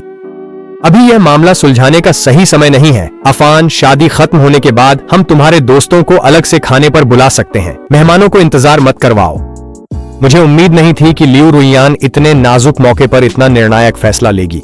हालांकि मैंने सहमति में सिर हिला दिया, लेकिन मेरे मन में अभी भी कई शंकाएं थीं, पर अब उन्हें सुलझाने का सही समय नहीं था। लियू रुइयान ने मेरा हाथ पकड़ा और हम दोनों एक साथ मंच के केंद्र में लौट आए। हल्की फुल्की पियानो की धुन एक बार फिर बजने लगी। भीड़ की बधाइयों के बीच पति पत्नी ने अंगूठी पहनाने की रस्म पूरी की। जैसे ही गुलदस्ता फेंका गया, आकाश से कई फूलों की पंखुड़ियां, पंख और रिबन धीरे धीरे नीचे गिरने लगे। चमकदार दोपहर की धूप लियू रुइयान पर पड़ी, जिससे उसका नाजुक और खूबसूरत चेहरा और भी दमक उठा। मैंने मुड़कर पीछे देखना छोड़ दिया और भविष्य और आने वाले कल की ओर बढ़ चला। इस भव्य शादी को पूरा करने के बाद मैं कुछ थका हुआ महसूस कर रहा था। दिन में जो कुछ भी हुआ उसे याद करते हुए मुझे लगा कि अब लियू रुइयान से दिल की बात करने का समय आ गया है। क्या आज जो कुछ भी हुआ उसके बारे में तुम मुझसे कुछ पूछना चाहती हो? लियू रुइयान का चेहरा पोंछता हुआ हाथ एक पल के लिए रुक गया। उसने आईने में से मुझे एक नजर देखा। अगर तुम बात करना चाहते हो तो मेरे पास पूछने के लिए बातें हैं। अगर तुम बात नहीं करना चाहते तो मेरे पास पूछने के लिए कुछ भी नहीं है। उसका शांत और सौम्य व्यवहार मुझे थोड़ा हैरान कर गया। पहली बार मुझे महसूस हुआ कि शायद मैंने एक असाधारण इंसान से शादी की है। क्या तुम्हें यह जानने की जिज्ञासा नहीं है कि मेरा उनके साथ असल में क्या रिश्ता है? क्या तुम्हें इस बात की चिंता नहीं है कि आज जो कुछ भी हुआ उसके पीछे कोई उलझन हो सकती है?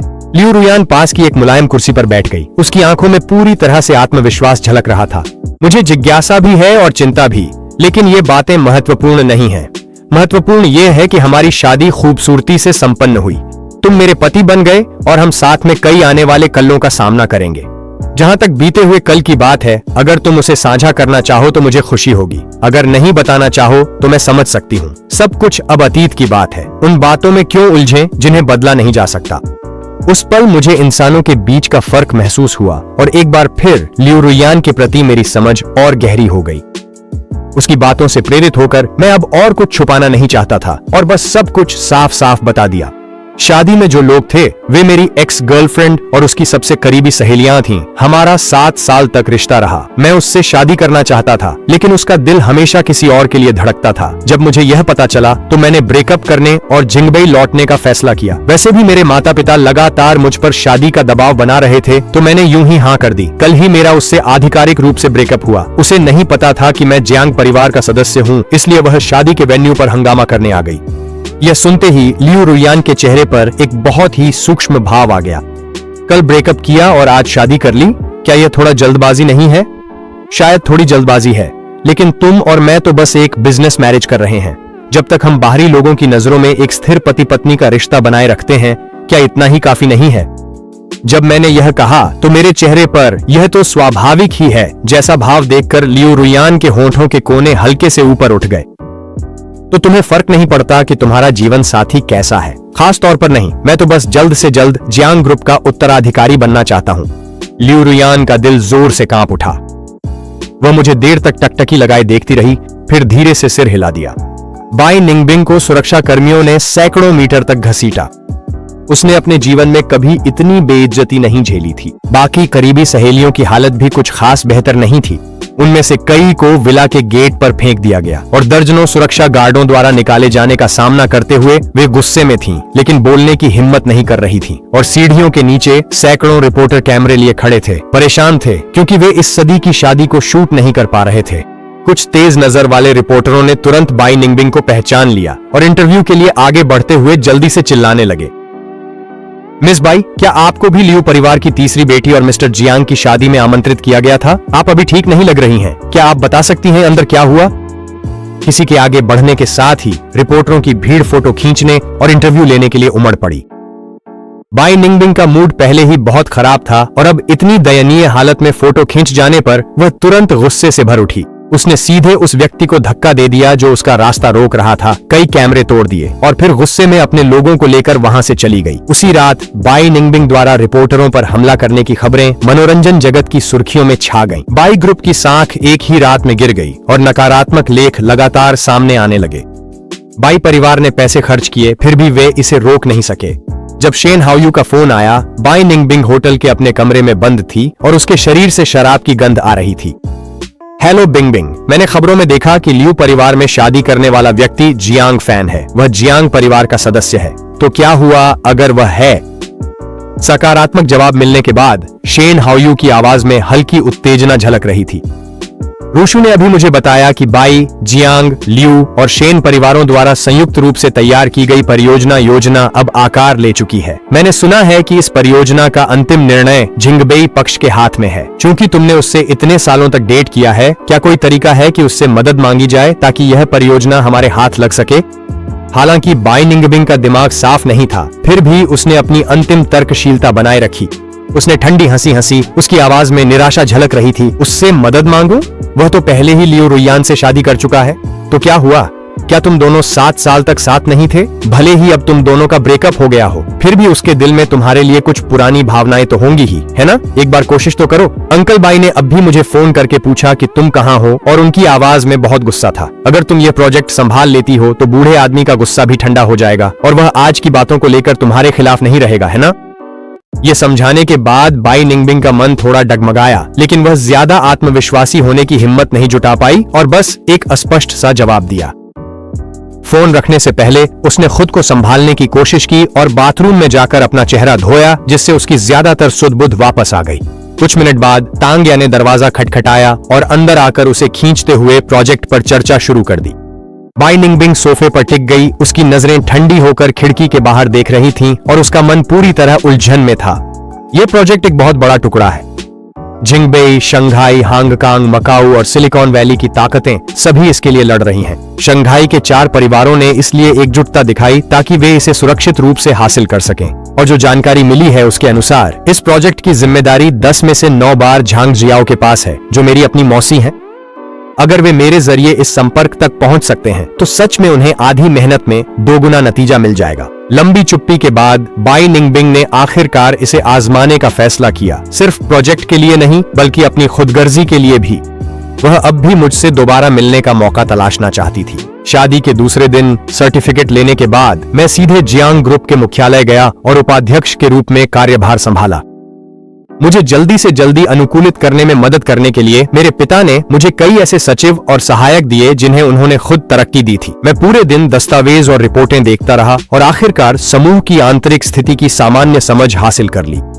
जब मुझे होश आया तो देखा कि बाहर अंधेरा हो चुका था। रात के 8 बज चुके थे। पूरी इमारत में सिर्फ मेरे ऑफिस की बत्ती जल रही थी। तुम यहाँ क्यों हो? लियू रुयान हल्के से मुस्कुराई। उसकी आवाज में थोड़ी बेबसी झलक रही थी। आज हमारी शादी का दूसरा दिन है। तर्क के हिसाब से मुझे अभी भी अपने हनीमून पर होना चाहिए था।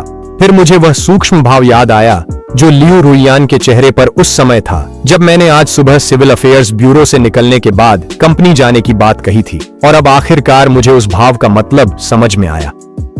मैंने थोड़ी झिझक के साथ समझाया, ये मेरी पहली शादी है, कोई अनुभव नहीं है, ऐसी बातें भूल गया। हनीमून वगैरह तो आम जोड़ों के लिए मायने रखते होंगे, है ना? हमारी तो बस एक बिजनेस शादी है, हमें तो जश्न मनाने की जरूरत नहीं होनी चाहिए, है ना?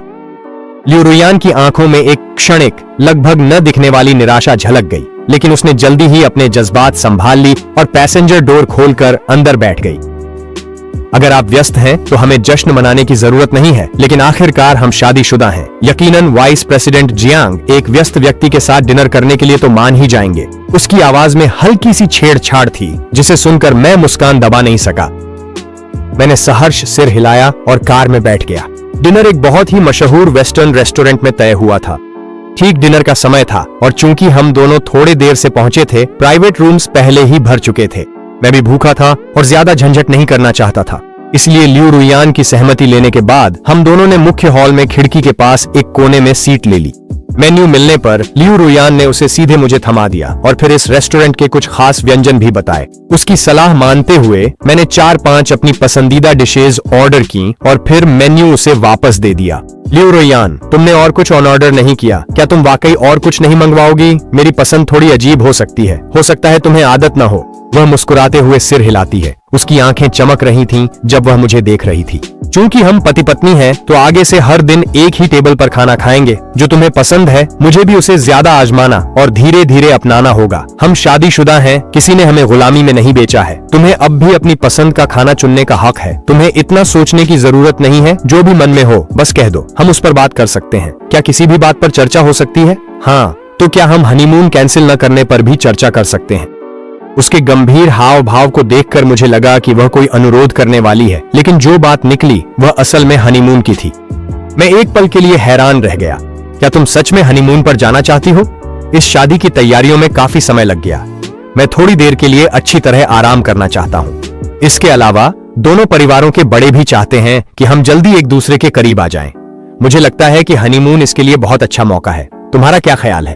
उसकी बेहद ईमानदार आवाज सुनकर जो बहाने मैंने पहले से तैयार कर रखे थे वे मेरे गले में ही अटक गए। न्याय की दृष्टि से देखें तो लियू रुयान हर तरह से मेरी राय का सम्मान करने वाली बहुत अच्छी पत्नी है। मेरे लिए हनीमून वास्तव में कोई जरूरी चीज नहीं थी और मैं इतनी छोटी सी बात पर उसकी भावनाओं को ठेस नहीं पहुंचाना चाहता था, इसलिए मैंने सहमति दे दी। सकारात्मक जवाब मिलते ही लियू रुयान के चेहरे पर मुस्कान और भी चमक उठी। उद्धरण, तो फिर जब तुम थोड़ी देर के लिए व्यस्त रह लो, मैं समय मिलने पर इसकी व्यवस्था कर दूंगी। बाई निंगबिंग ने जियांग ग्रुप के नीचे पूरे दिन मेरा इंतजार किया, तब जाकर मुझे देखा। वह मेरे पीछे पीछे रेस्तरां तक आई, अकेले में मिलने का मौका तलाश रही थी, लेकिन पूरे शाम भर मैं अपनी सीट से कभी नहीं उठा। मेरे और लियू रुयान के हंसते बोलते एक दूसरे के लिए खाना परोसते दृश्य ने उसे गहराई से आहत किया। उसकी मेज पर खाना 2 घंटे पहले परोसा जा चुका था, लेकिन उसने एक निवाला भी नहीं लिया। उसकी नजरें हमेशा मेरे कोमल मुस्कुराते चेहरे पर टिकी रहीं। आखिरकार जब मैं वॉशरूम जाने के लिए उठा, बाई निंगबिंग जल्दी से मेरे पीछे पीछे बाहर आई और गलियारे में मुझे पुकारा, अफान, तुम लियू रुयान से शादी करने के लिए क्यों राजी हो गए? मैंने सिर घुमाया। मेरी आंखों में हैरानी की एक झलक थी। अगर मुझे सही याद है तो हम पहले ही अलग हो चुके हैं, है ना? मैं शादी करूं या ना करूं, इससे तुम्हारा क्या लेना देना? मेरे इस बेपरवाह लहजे ने बाई निंगबिंग को अपमानित महसूस कराया और उसके दिल में गुस्से की लहर उठ गई जिसे वह रोक नहीं सकी। जियांग और लियू परिवारों की शादी 1 महीने से भी पहले तय हो गई थी। तब तक हमारा ब्रेकअप नहीं हुआ था और तुमने पहले ही किसी और को ढूंढ लिया था।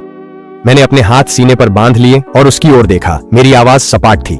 हाँ, मैंने 1 महीने पहले ही जिंगबेई लौटकर शादी करने का प्लान बना लिया था, लेकिन तुम्हें गुस्सा होने का हक किस बात का है? तुम तो 7 साल पहले से ही शेन हाओयू के 28वें जन्मदिन पर ब्रेकअप करने की साजिश रच रही थी। अगर मैंने 1 महीने पहले ही अपने लिए रास्ता ढूंढ लिया तो इसमें मेरी क्या गलती है? कुछ ही बातों में बाई निंगबिंग निरुत्तर रह गई। उसने अपनी मुट्ठियां भींच लीं, सीने में उठती अनिच्छा और पछतावे की भावनाओं को निगलते हुए फिर भी खुद को सही ठहराने की कोशिश करती रही।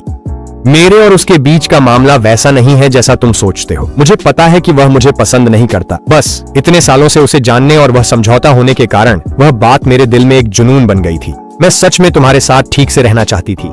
जिंगबेई जाते समय मैं तुम्हें प्रपोज करने के लिए भी तैयार थी। मैंने तो शादी की अंगूठियां तक चुन ली थी। अफान, क्या तुम एक बार मुझ पर भरोसा कर सकते हो? क्या ऐसा इसलिए है कि जब उसने तुम्हें पूरी तरह ठुकरा दिया तब तुम्हें मेरी उस रिजर्व टायर की याद आई? दुर्भाग्यवश मैं अब शादीशुदा हूँ। बाई निंगबिंग, तुम्हें शेन हाओयू को प्रपोज करना चाहिए, शायद वह मान जाए। मेरी आवाज में खुली हुई व्यंग्यात्मकता थी जिससे बाई निंगबिंग को और भी ज्यादा तकलीफ हुई। वह एक कदम आगे बढ़ी, मेरा हाथ पकड़ना चाहती थी, लेकिन मैंने बचा लिया। मैंने उसे कभी पसंद नहीं किया। पहले मैं भ्रमित थी और उसे उसके असली रूप में नहीं देख पाई। उस जन्मदिन की पार्टी के बाद ही मुझे समझ आया, इन 7 सालों में मैं तुम्हारे साथ रहने की आदत डाल चुकी हूँ। मैं सच में तुमसे शादी करना चाहती थी। मूल रूप से मैंने सोचा था कि भले ही उसने 2 नावों में पैर रखा हो, फिर भी उसमें थोड़ी सी सच्चाई बाकी थी। अब उसकी बातें सुनकर मुझे थोड़ी घिन सी महसूस हुई। तुम्हें इस बात से नफरत है कि शेन हाओयू तुम्हें स्वीकार नहीं करता, तुम्हें एक बैकअप समझता है। क्या तुम्हें लगता है कि शेन हाओयू का 7 साल तक इंतजार करने के बाद तुम्हारा गहरा प्रेम स्वर्ग और धरती के लिए भी एक गवाही है और तुम खुद ही अपनी भावुकता से लगभग रो पड़ती हो? जब तुम उससे नफरत करती हो, क्या कभी सोचा है कि असल में तुम और शेन हाओयू में कोई फर्क नहीं है? वह मानता नहीं है और तुम्हें बस घसीटता रहता है। तुम्हें यह मंजूर नहीं है और तुम मुझे घसीटती रहती हो। तुम दोनों एक जैसे ही हो। मेरे सामने यह दिखावा क्यों कर रही हो कि तुम्हें कुछ समझ नहीं आ रहा और तुम अपने अतीत पर पछता रही हो? एक पल में बाई निंगबिंग के चेहरे का रंग उड़ गया, बस सफेदी ही रह गई। मैंने उसकी भावनाओं की बिल्कुल परवाह नहीं की और उसके साथ और उलझना भी नहीं चाहा, इसलिए मुख्य हॉल की ओर मुड़ गया। जैसे ही हम दोनों आमने सामने हुए, बाई निंगबिंग खुद को रोक नहीं पाई और मुझे पकड़ लिया। मेरे सब्र की हद हो चुकी थी और मैंने उसे सीधे झटक दिया। धक्का मुक्की के दौरान ऊपर लटका एक पुराना टूटा फूटा झूमर चरमराया और गिर पड़ा, सीधा मेरे सिर की ओर। खतरा आते ही बाई निंगबिंग ने अनायास ही मुझे एक तरफ धकेल दिया। भारी आवाज के साथ दर्जनों पाउंड वजनी लोहे का लाइटिंग फिक्सचर उसके कंधे पर आकर गिरा। कई मीटर दूर धकेले जाने के बाद मैं संयोग से लियू रुयान से टकरा गया, जो वहां आ रही थी। वह खुद को रोक नहीं पाई और पीछे मुड़कर देखा तो एक नजर में ही बाई निंगबिंग को जमीन पर गिरा हुआ पाया। वह दर्द से सिकुड़कर एक गोले की तरह हो गई थी। उसका बायां हाथ मजबूती से दाहिने कंधे को पकड़े हुए था और उसके चेहरे पर दर्द की वजह से लालिमा छा गई थी। आवाज सुनकर दौड़ते हुए आए वेटर बाई निंगबिंग की चोट देखने के लिए आगे बढ़े। लियू रुयान ने भी भौहें सिकोड़ ली और मुझसे पूछा कि क्या मुझे चोट लगी है। ये सुनिश्चित करने के बाद कि मुझे कोई चोट नहीं आई है, उसने राहत की सांस ली और मुझे सहारा देकर इस मुसीबत भरी जगह से बाहर ले गई। दोनों को हाथ में हाथ डाले जाते हुए देखकर जमीन पर पड़ी बाई निंगबिंग ने अपने होठों को जोर से काट लिया। वह कोई आवाज नहीं निकालना चाहती थी, लेकिन अपने गले में उठती सिसकियों को रोक भी नहीं पा रही थी।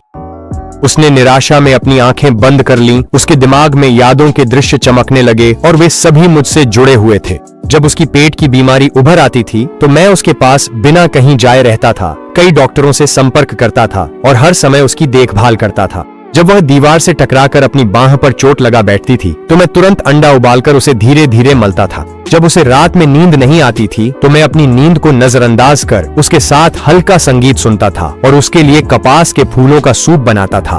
पहले जब भी कोई बात उससे जुड़ी होती थी तो मैं उसमें अपना दिल लगा देता था। अब वह मुझे बचाने के लिए इस तरह घायल हो गई, फिर भी मुझ में कोई प्रतिक्रिया नहीं थी और मैं किसी और के साथ शान से चला गया। अब जाकर बाई निंगबिंग को आखिरकार यकीन हो गया। अब का मैं वह नहीं रहा जिसे वह जानती थी। अब उसे अकेली नहीं मानता और अब उससे प्यार नहीं करता। घर लौटने के बाद मेरा मूड धीरे धीरे ठीक हो गया। मैं सोफे पर लेटा हुआ गर्म चाय पी रहा था और अभी अभी घटी घटना को याद कर रहा था। मैं अभी भी थोड़ा सहमा हुआ था। मैं लियू रुयान से शिकायत करने ही वाला था कि मैंने अपना सिर घुमाया और देखा कि वह प्राथमिक चिकित्सा किट लेकर नीचे बैठी हुई है। मुझे चोट नहीं लगी है, आप फर्स्ट एड किट क्यों लाए? लियू रुयान ने कोई जवाब नहीं दिया, बस धीरे से मेरी टखने की ओर इशारा किया। यहाँ मेरी नजर उस ओर गई तो मैंने देखा कि मेरी एड़ी की त्वचा का एक छोटा सा हिस्सा कांच के टुकड़े से छिल गया था। लियू रुयान ने अल्कोहल में डूबा हुआ एक रुई का फाहा उठाया। इससे थोड़ा दर्द हो सकता है। आमतौर पर मुझे इतनी छोटी सी चोट की बिल्कुल भी परवाह नहीं होती, इसलिए लियू रुयान को इतना चिंतित देखकर मुझे थोड़ी शर्मिंदगी महसूस हुई। यह मामूली चोट है, बिना इलाज के भी सब ठीक रहेगा, इतनी चिंता मत करो। ऐसा कहने के बावजूद जैसे ही अल्कोहल घाव पर लगा मैं फिर भी कराह उठी। डिसइंफेक्ट करने के बाद लियू रुयान ने घाव को ढकने के लिए एक बैंडेड उठाया। मैं बाद में किसी को वाटरप्रूफ चीजें भेजने के लिए कह दूंगी। अगले कुछ दिनों तक नहाते समय इन्हें पहनना याद रखना। ध्यान रखना कि घाव में पानी न जाए। अगर बाहर जाना हो तो बस चप्पल पहन लेना। मैं बचपन में ही घर छोड़कर अपनी मौसी के पास रहने चली गई थी। देश लौटने के बाद 4 साल की यूनिवर्सिटी और 6 साल के रिश्ते के दौरान मैं हमेशा एक पराये देश में अकेली रही। यह पहली बार था जब किसी ने मेरे शरीर पर एक छोटे से घाव को लेकर इतना बड़ा मामला बनाया था। इस गर्मजोशी के बीच मैं माहौल हल्का करना चाहती थी, इसलिए मैंने एक छोटा सा मजाक किया। इतनी परेशानी करने की जरूरत नहीं है, हो सकता है जब तक तुम्हारी चीजें आ जाएं तब तक घाव खुद ही ठीक हो जाए। लियू रुयान ने अपनी नजरें उठाईं और मुझे टकटकी लगाकर देखा। उनके चेहरे पर वह गंभीरता थी जो मैंने पहले कभी नहीं देखी थी। आज जो तुम्हें चोट लगी वह भी मेरी लापरवाही की वजह से हुई। गलती मेरी है। चोट चाहे जैसी भी हो, दर्द तो होता ही है। मैं नहीं चाहती कि इतनी बड़ी घबराहट के बाद तुम्हें शारीरिक तकलीफ भी हो, इसलिए मैं थोड़ा ज्यादा बोल रही हूँ, लेकिन थोड़ा ज्यादा ध्यान देने में कोई बुराई नहीं है। एक बार मेरी बात मान लो, ठीक है? ठीक है। चाहे वह उनकी आवाज की सच्चाई हो या उनकी आंखों में झलकती आत्मग्लानि, मेरे दिल के तार कई बार झंझना उठे, लगातार कांपते रहे। मैं उनकी आंखों में सीधे देखने की हिम्मत नहीं कर सका। अपनी नजरें झुका लीं और हल्के से सिर हिला दिया। लियू रुयान के फर्स्ट एड किट लेकर जाने के बाद मुझे तांग यान का फोन आया। अब फोन, क्या तुम वाकई इतने बेरहम हो? बिंग बिंग ने तुम्हें बचाने के लिए इतनी गंभीर चोट झेली और तुम उसे देखने तक नहीं आओगे? इस बेबुनियाद इल्जाम को सुनकर मैं नहीं चाहता था कि मुझ पर इस तरह की गंदगी उछाली जाए। मैंने ठंडी हंसी हंसी। अगर वह मुझे परेशान न कर रही होती और मुझे जाने देती तो झूमर कभी मेरे सिर पर गिरता ही नहीं। उसकी चोट तो उसी की करनी का फल है। क्या इसका दोष भी मुझ पर डाला जा सकता है? हालात चाहे जैसे भी हों, उसने जानलेवा मौके पर तुम्हें एक तरफ तो धकेल ही दिया था। क्या तुम्हें वाकई पुराने रिश्तों की कोई परवाह नहीं है? मैं तो उसकी इतनी मोटी चमड़ी और सच को तोड़ मरोड़ कर पेश करने की काबिलियत की लगभग तारीफ ही करने वाला था। उस पर और समय बर्बाद न करते हुए मैंने अपनी टांग पर लगे बैंडेड पर एक नजर डाली और बस एक झूठ बोल दिया। मैं देखना तो चाहती हूँ, लेकिन मेरी टांग भी घायल है और मैं अभी बाहर नहीं जा सकती। फोन 10 सेकंड से भी ज्यादा समय तक शांत रहा। उसने गला साफ किया, उसकी आवाज में नरमी आ गई थी। अगर तुम नहीं आ सकते तो भूल जाओ, लेकिन एहसान का बदला हमेशा चुकाना पड़ता है। ऐसा करो, कैसा रहेगा? मैंने सुना है कि 1 महीने में युंदाओ प्रोजेक्ट की किक ऑन ऑफ डिनर है। अपनी सेक्रेटरी से कुछ निमंत्रण भिजवा देना और हम बराबर हो जाएंगे। तो असली योजना यही थी। मैं खुद को 2 बार हंसने से नहीं रोक सका और यूं ही सहमति दे दी। फोन रखने के बाद मैंने अपनी मौसी को कुछ संदेश भेजे, प्रोजेक्ट के बारे में विस्तार से पूछा और फिर उनसे कहा कि कल कुछ निमंत्रण भिजवा दें। अगले कुछ दिनों तक मैं चाहे जो भी करता, लियू रुइयान मेरे पीछे पीछे रहती थी। शुरुआत में मैं उसे समझाता कि वह अपने काम में व्यस्त हो जाए, लेकिन हर बार वह मुझे रोक देती और हनीमून का बहाना बना लेती थी। धीरे धीरे मैंने पाया कि जब भी लियू रुइयान मेरे साथ होती, काम में चाहे कोई भी समस्या आती, वह हमेशा हर चीज पर अपनी राय दे सकती थी। दिन रात साथ रहते हुए उसकी मौजूदगी की आदत सी हो गई और हम दोनों जल्दी ही एक दूसरे से घुल मिल गए। देर रात जब मुझे ओवरटाइम करना पड़ता, लियू रुइयान मेरे पास कंप्यूटर लेकर चुपचाप अपने काम करती रहती थी। कभी कभी जब उसे बाहर जाना पड़ता तो वह भी तुरंत मुझे इसकी सूचना देती थी। ब्रेक के दौरान वह मेरे साथ बाहर डेट पर और टहलने के लिए जाती थी। मैंने कई नई और दिलचस्प जगहें और चीजें देखी। आधे महीने बाद वसंत उत्सव पर जियांग और लियू परिवारों ने मिलकर नए साल की पूर्व संध्या पर एक साथ इकट्ठा होने की तैयारी की। दोनों बड़े परिवारों के दर्जन भर सदस्य एक साथ बैठे और जोश से बातें कर रहे थे। बातचीत में हर शब्द में नवविवाहित जोड़े का जिक्र टाला नहीं जा सका। मां जियांग ने संतोषपूर्वक मुझे और लियू रुइयान को, जो उनके बगल में बैठे थे, देखा और भावुक होकर आह भरी। अफान का जिद्दी स्वभाव बिल्कुल उसकी चाची जैसा ही है। स्नातक होने के बाद मैंने उससे कहा कि वह जिंगबेई लौट आए, लेकिन वह नहीं माना और बाहर खुद ही कुछ करने की जिद पर अड़ा रहा। मैं उसका कुछ भी नहीं कर सकी। रुइयान, अगर वह कुछ गलत करता है तो तुम्हें उसे थोड़ा और सहना होगा। इतने लोगों के सामने मां को मेरी शिकायत करते सुनकर मैं थोड़ा नाराज हो गया और खुद का बचाव करने ही वाला था। तभी लियू रुइयान ने मेरे हाथ में ताजा छीला हुआ संतरा रख दिया और मुस्कुराते हुए बोली, मां, आप बढ़ा चढ़ाकर कह रही हैं। अफान कहां जिद्दी है? मुझे तो लगता है कि वह बहुत आत्मनिर्भर है और उसकी अपनी राय है। भविष्य में आंटी के साथ मिलकर वह निश्चित रूप से जियांग परिवार की जिम्मेदारी उठा सकेगा। उस समय मुझे उससे और भी बहुत कुछ सीखना पड़ेगा। मैं उस पर बोझ नहीं बन सकती। उसके बोलने के बाद लियू परिवार ने भी तारीफों की झड़ी लगा दी, जिससे मां जियांग का चेहरा खुशी से खिल उठा।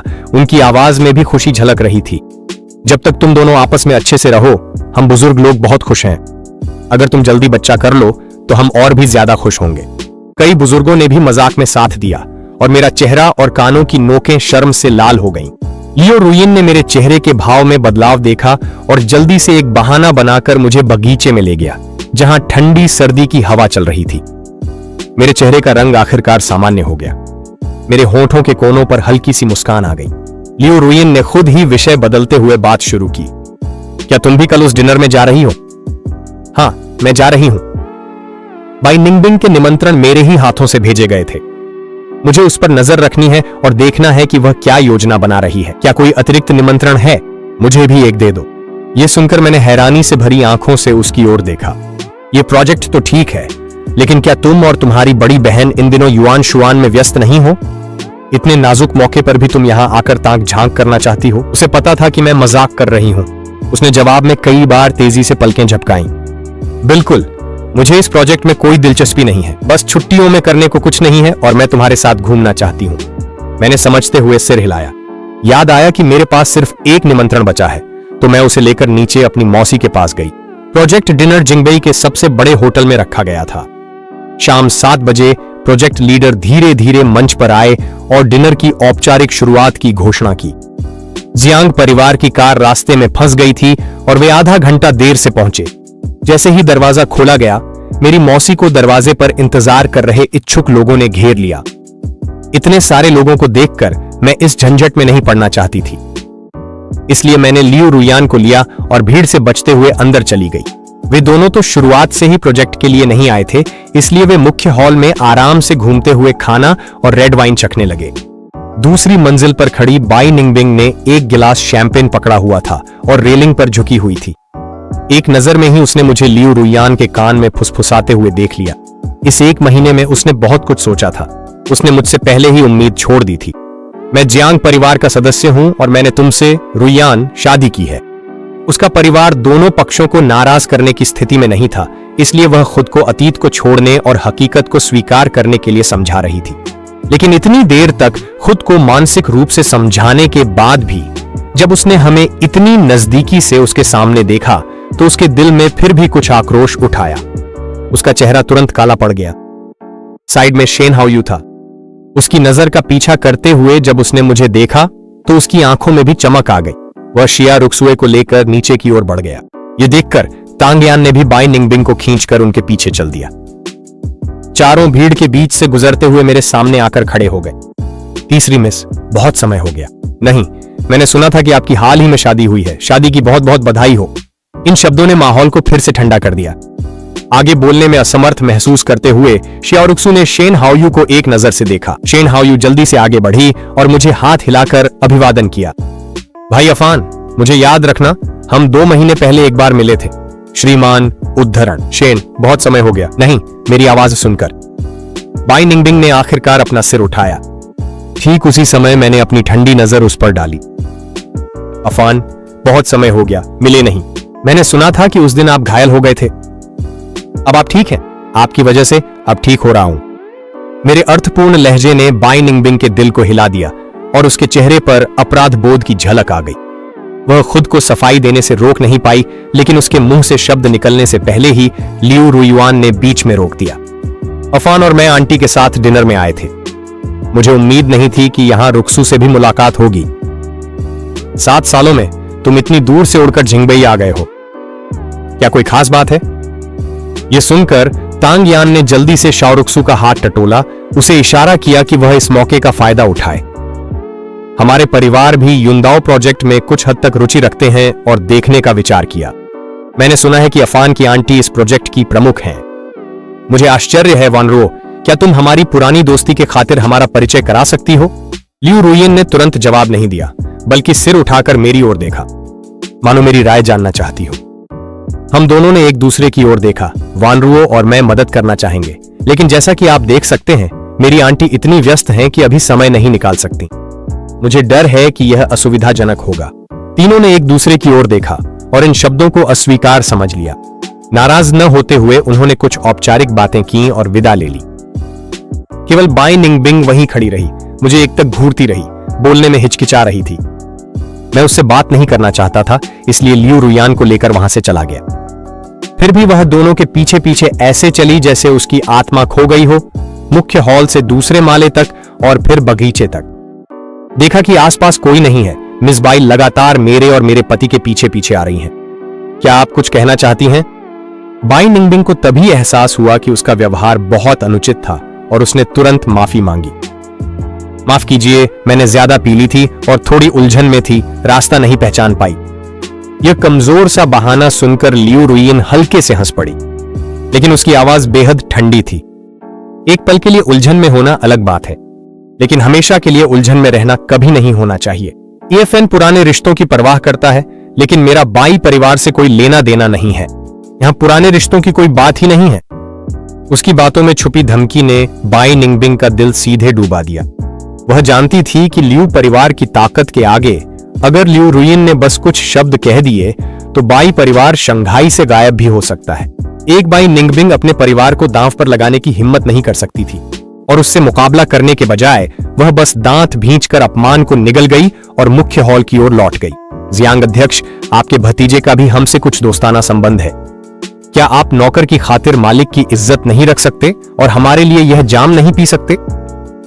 हालांकि उसे अंदर क्या हो रहा था यह पता नहीं था, लेकिन जैसे ही उसने यह वाक्य सुना उसे एहसास हो गया कि कुछ बुरा हुआ है और वह जल्दी से अंदर घुसी। जैसे ही वह भीड़ को पार कर केंद्र हॉल तक पहुंची, इससे पहले कि उसके मुंह से जियांग अध्यक्ष मुझे माफ कीजिए निकल पाता, उसने देखा कि उसकी चाची ने फोन उठाया और सुरक्षा को बुलाया। पूरा कमरा एक पल के लिए शांत हो गया। बाकी मेहमानों ने उन 4 लोगों की ओर उपहास भरी नजरों से देखा जिनके चेहरे मौत की तरह सफेद पड़ गए थे। आज युनडाओ के लिए उद्घाटन रात्रि भोज है, न कि कोई पिछला दरवाजा या शॉर्टकट। चूंकि आप सभी को निमंत्रण मिल चुका है, कृपया ध्यान से उस प्रेस कॉन्फ्रेंस को सुने जो अभी शुरू होने वाली है। इन कुछ लोगों की तरह टेढ़े रास्ते पर मत चलिए, वरना अगर आपको भोज से बाहर निकाल दिया गया तो यह मत कहना कि मैंने आपकी इज्जत नहीं रखी। जैसे ही दर्जन भर सुरक्षा गार्ड उन 4 लोगों को बाहर ले जाने लगे, मैं ठीक उसी समय लियू रुयन के साथ लौट आया। वह जोड़ा दरवाजे पर काफी देर तक खड़ा रहा, देखता रहा, फिर एक दूसरे की ओर देखा और दोनों की आंखों में मुस्कान झलक उठी। मुख्य हॉल से मेजबान की आवाज आई। ऐसा लग रहा था कि परियोजना बैठक शुरू होने वाली है। अब जब उपद्रवियों को भगा दिया गया था तो मैं यहां रुकना नहीं चाहता था और मैंने उसे बताया कि मैं घर जाना चाहता हूं। लियू रुयन हर बात में मेरी बात मानती थी। मैंने अपनी चाची को संदेश भेजने के बाद वह गाड़ी चलाकर चली गई। पिछले कुछ दिनों से वह जोड़ा पुराने निवास में रह रहा था और घर के नौकर भी छुट्टियों के लिए वापस चले गए थे। घर खाली था, दोनों सोफे पर सिमटकर फिल्म देख रहे थे। आधी रात के करीब मुझे अचानक छुट्टी के लिए तांग्युआन खाने का मन हुआ। रात काफी हो चुकी थी और आसपास की दुकानें और डिलीवरी सेवाएं बंद हो गई थीं। अपने फोन पर डिलीवर नहीं किया जा सकता शब्द देखकर मैंने गहरी सांस ली। मुझे उदास देखकर लियू रुयन के चेहरे पर एक हल्की मुस्कान आ गई। वह उठी और रसोई में चली गई। उसने अलमारी से चिपचिपे चावल के आटे की एक थैली निकाली। उसकी हरकतें देखकर मैं जिज्ञासु होकर पास आ गया। मेरी आंखों में हैरानी थी। तुम सच में तांग्युआन बनाना जानती हो? रुयन ने मुझे चिपचिपे चावल के आटे से खेलते देखा और समझ गई कि मैं भी कोशिश करना चाहता हूं। उसने 2 एप्रन निकाले और एक मुझे पहना दिया। नहीं, मैं कोई ट्यूटोरियल देखकर सीख लूंगी। ये बहुत आसान होना चाहिए, है ना? मुझे लगा कि उसकी बात में बहुत दम है और मैंने जल्दी से अपना फोन खोल लिया। हम दोनों ने ट्यूटोरियल देखकर 1 घंटे से भी ज्यादा समय तक कोशिश की, तब कहीं जाकर अलग अलग आकार और आकार के कुछ तांग्युआन मुश्किल से बना पाए। पानी उबलने के बाद मैं उन्हें डालना चाहता था। लियू रुयन को डर था कि मैं जल न जाऊं, इसलिए उसने जल्दी से प्लेट उठा ली और मुझसे 2 कटोरे लाने को कहा, क्योंकि घर में छलनी नहीं थी। उसने स्वाद के लिए थोड़ा ब्राउन शुगर डाल दिया। जब तक दोनों कटोरों में तांग्युआन परोसे गए तब तक 12 बज चुके थे। मैंने चम्मच से कटोरे में सबसे बड़ा तांग्युआन उठाया और लियू रुयन के सामने शान से दिखाया। सबसे बड़ा वाला यही है। लगता है इस साल मेरी किस्मत अच्छी रहेगी। लियू रुयन मुझे देखकर मुस्कान से भरा चेहरा लिए हुए थी। मैंने एक और लिया। मेरे चेहरे पर गर्व कुछ सेकंड के लिए जड़ हो गया, फिर वापस सामान्य हो गया। अच्छा नहीं लगा? मेरी आंखें कुछ बार घूमी, फिर मैंने तेजी से सिर हिलाया और चम्मच उसके सामने बढ़ा दिया, आग्रह करते हुए कहा, यह खास और स्वादिष्ट है, क्या तुम चखना चाहोगी? एक नजर में ही ओरू यांग समझ गई कि मैंने जो बेर के आकार का तांग्युआन बनाया था वह पूरी तरह से पका नहीं था। फिर भी उसने एक पल की भी हिचकिचाहट नहीं दिखाई, सिर झुकाकर बाकी आधा खा लिया। ये देखकर कि वह फंस गई है, मेरे होठों के कोने पर छुपी हंसी मुश्किल से ही दबाई जा सकी। मैंने जल्दी से अपना चेहरा ढकने के लिए हाथ उठा लिया। अच्छा है ना? फिर भी उसके चेहरे पर हैरानी का भाव आ गया और उसने अंगूठा ऊपर कर दिया। स्वादिष्ट, मीठा और चबाने में मजेदार, बिल्कुल मेरे स्वाद के अनुसार। जब उसने यह कहा, उसकी आंखें चमक उठीं, जिससे मैं समझ नहीं पाया कि वह सच बोल रही है या मजाक कर रही है। लेकिन फिर भी मैंने अपनी स्वाद की समझ पर भरोसा किया। मैंने सीधे गर्म कटोरा नीचे रखा और एक हाथ से उसकी ठुड्डी उठाई, उसका मुंह खोलकर देखने की कोशिश की। लियू रुयन ने सीधे अपने मुंह की चीज निगल ली। जब मैंने बड़ी मुश्किल से उसका मुंह खोला तो मुझे कुछ भी नहीं दिखा। मेरे चेहरे पर तुरंत ही निराशा का भाव आ गया। यह तो साफ तौर पर रहा था, तुमने मुझसे झूठ बोला है ना? उनकी मस्ती मजाक के बीच दोनों सोफे से लुढ़क कर एक साथ कालीन पर गिर पड़े।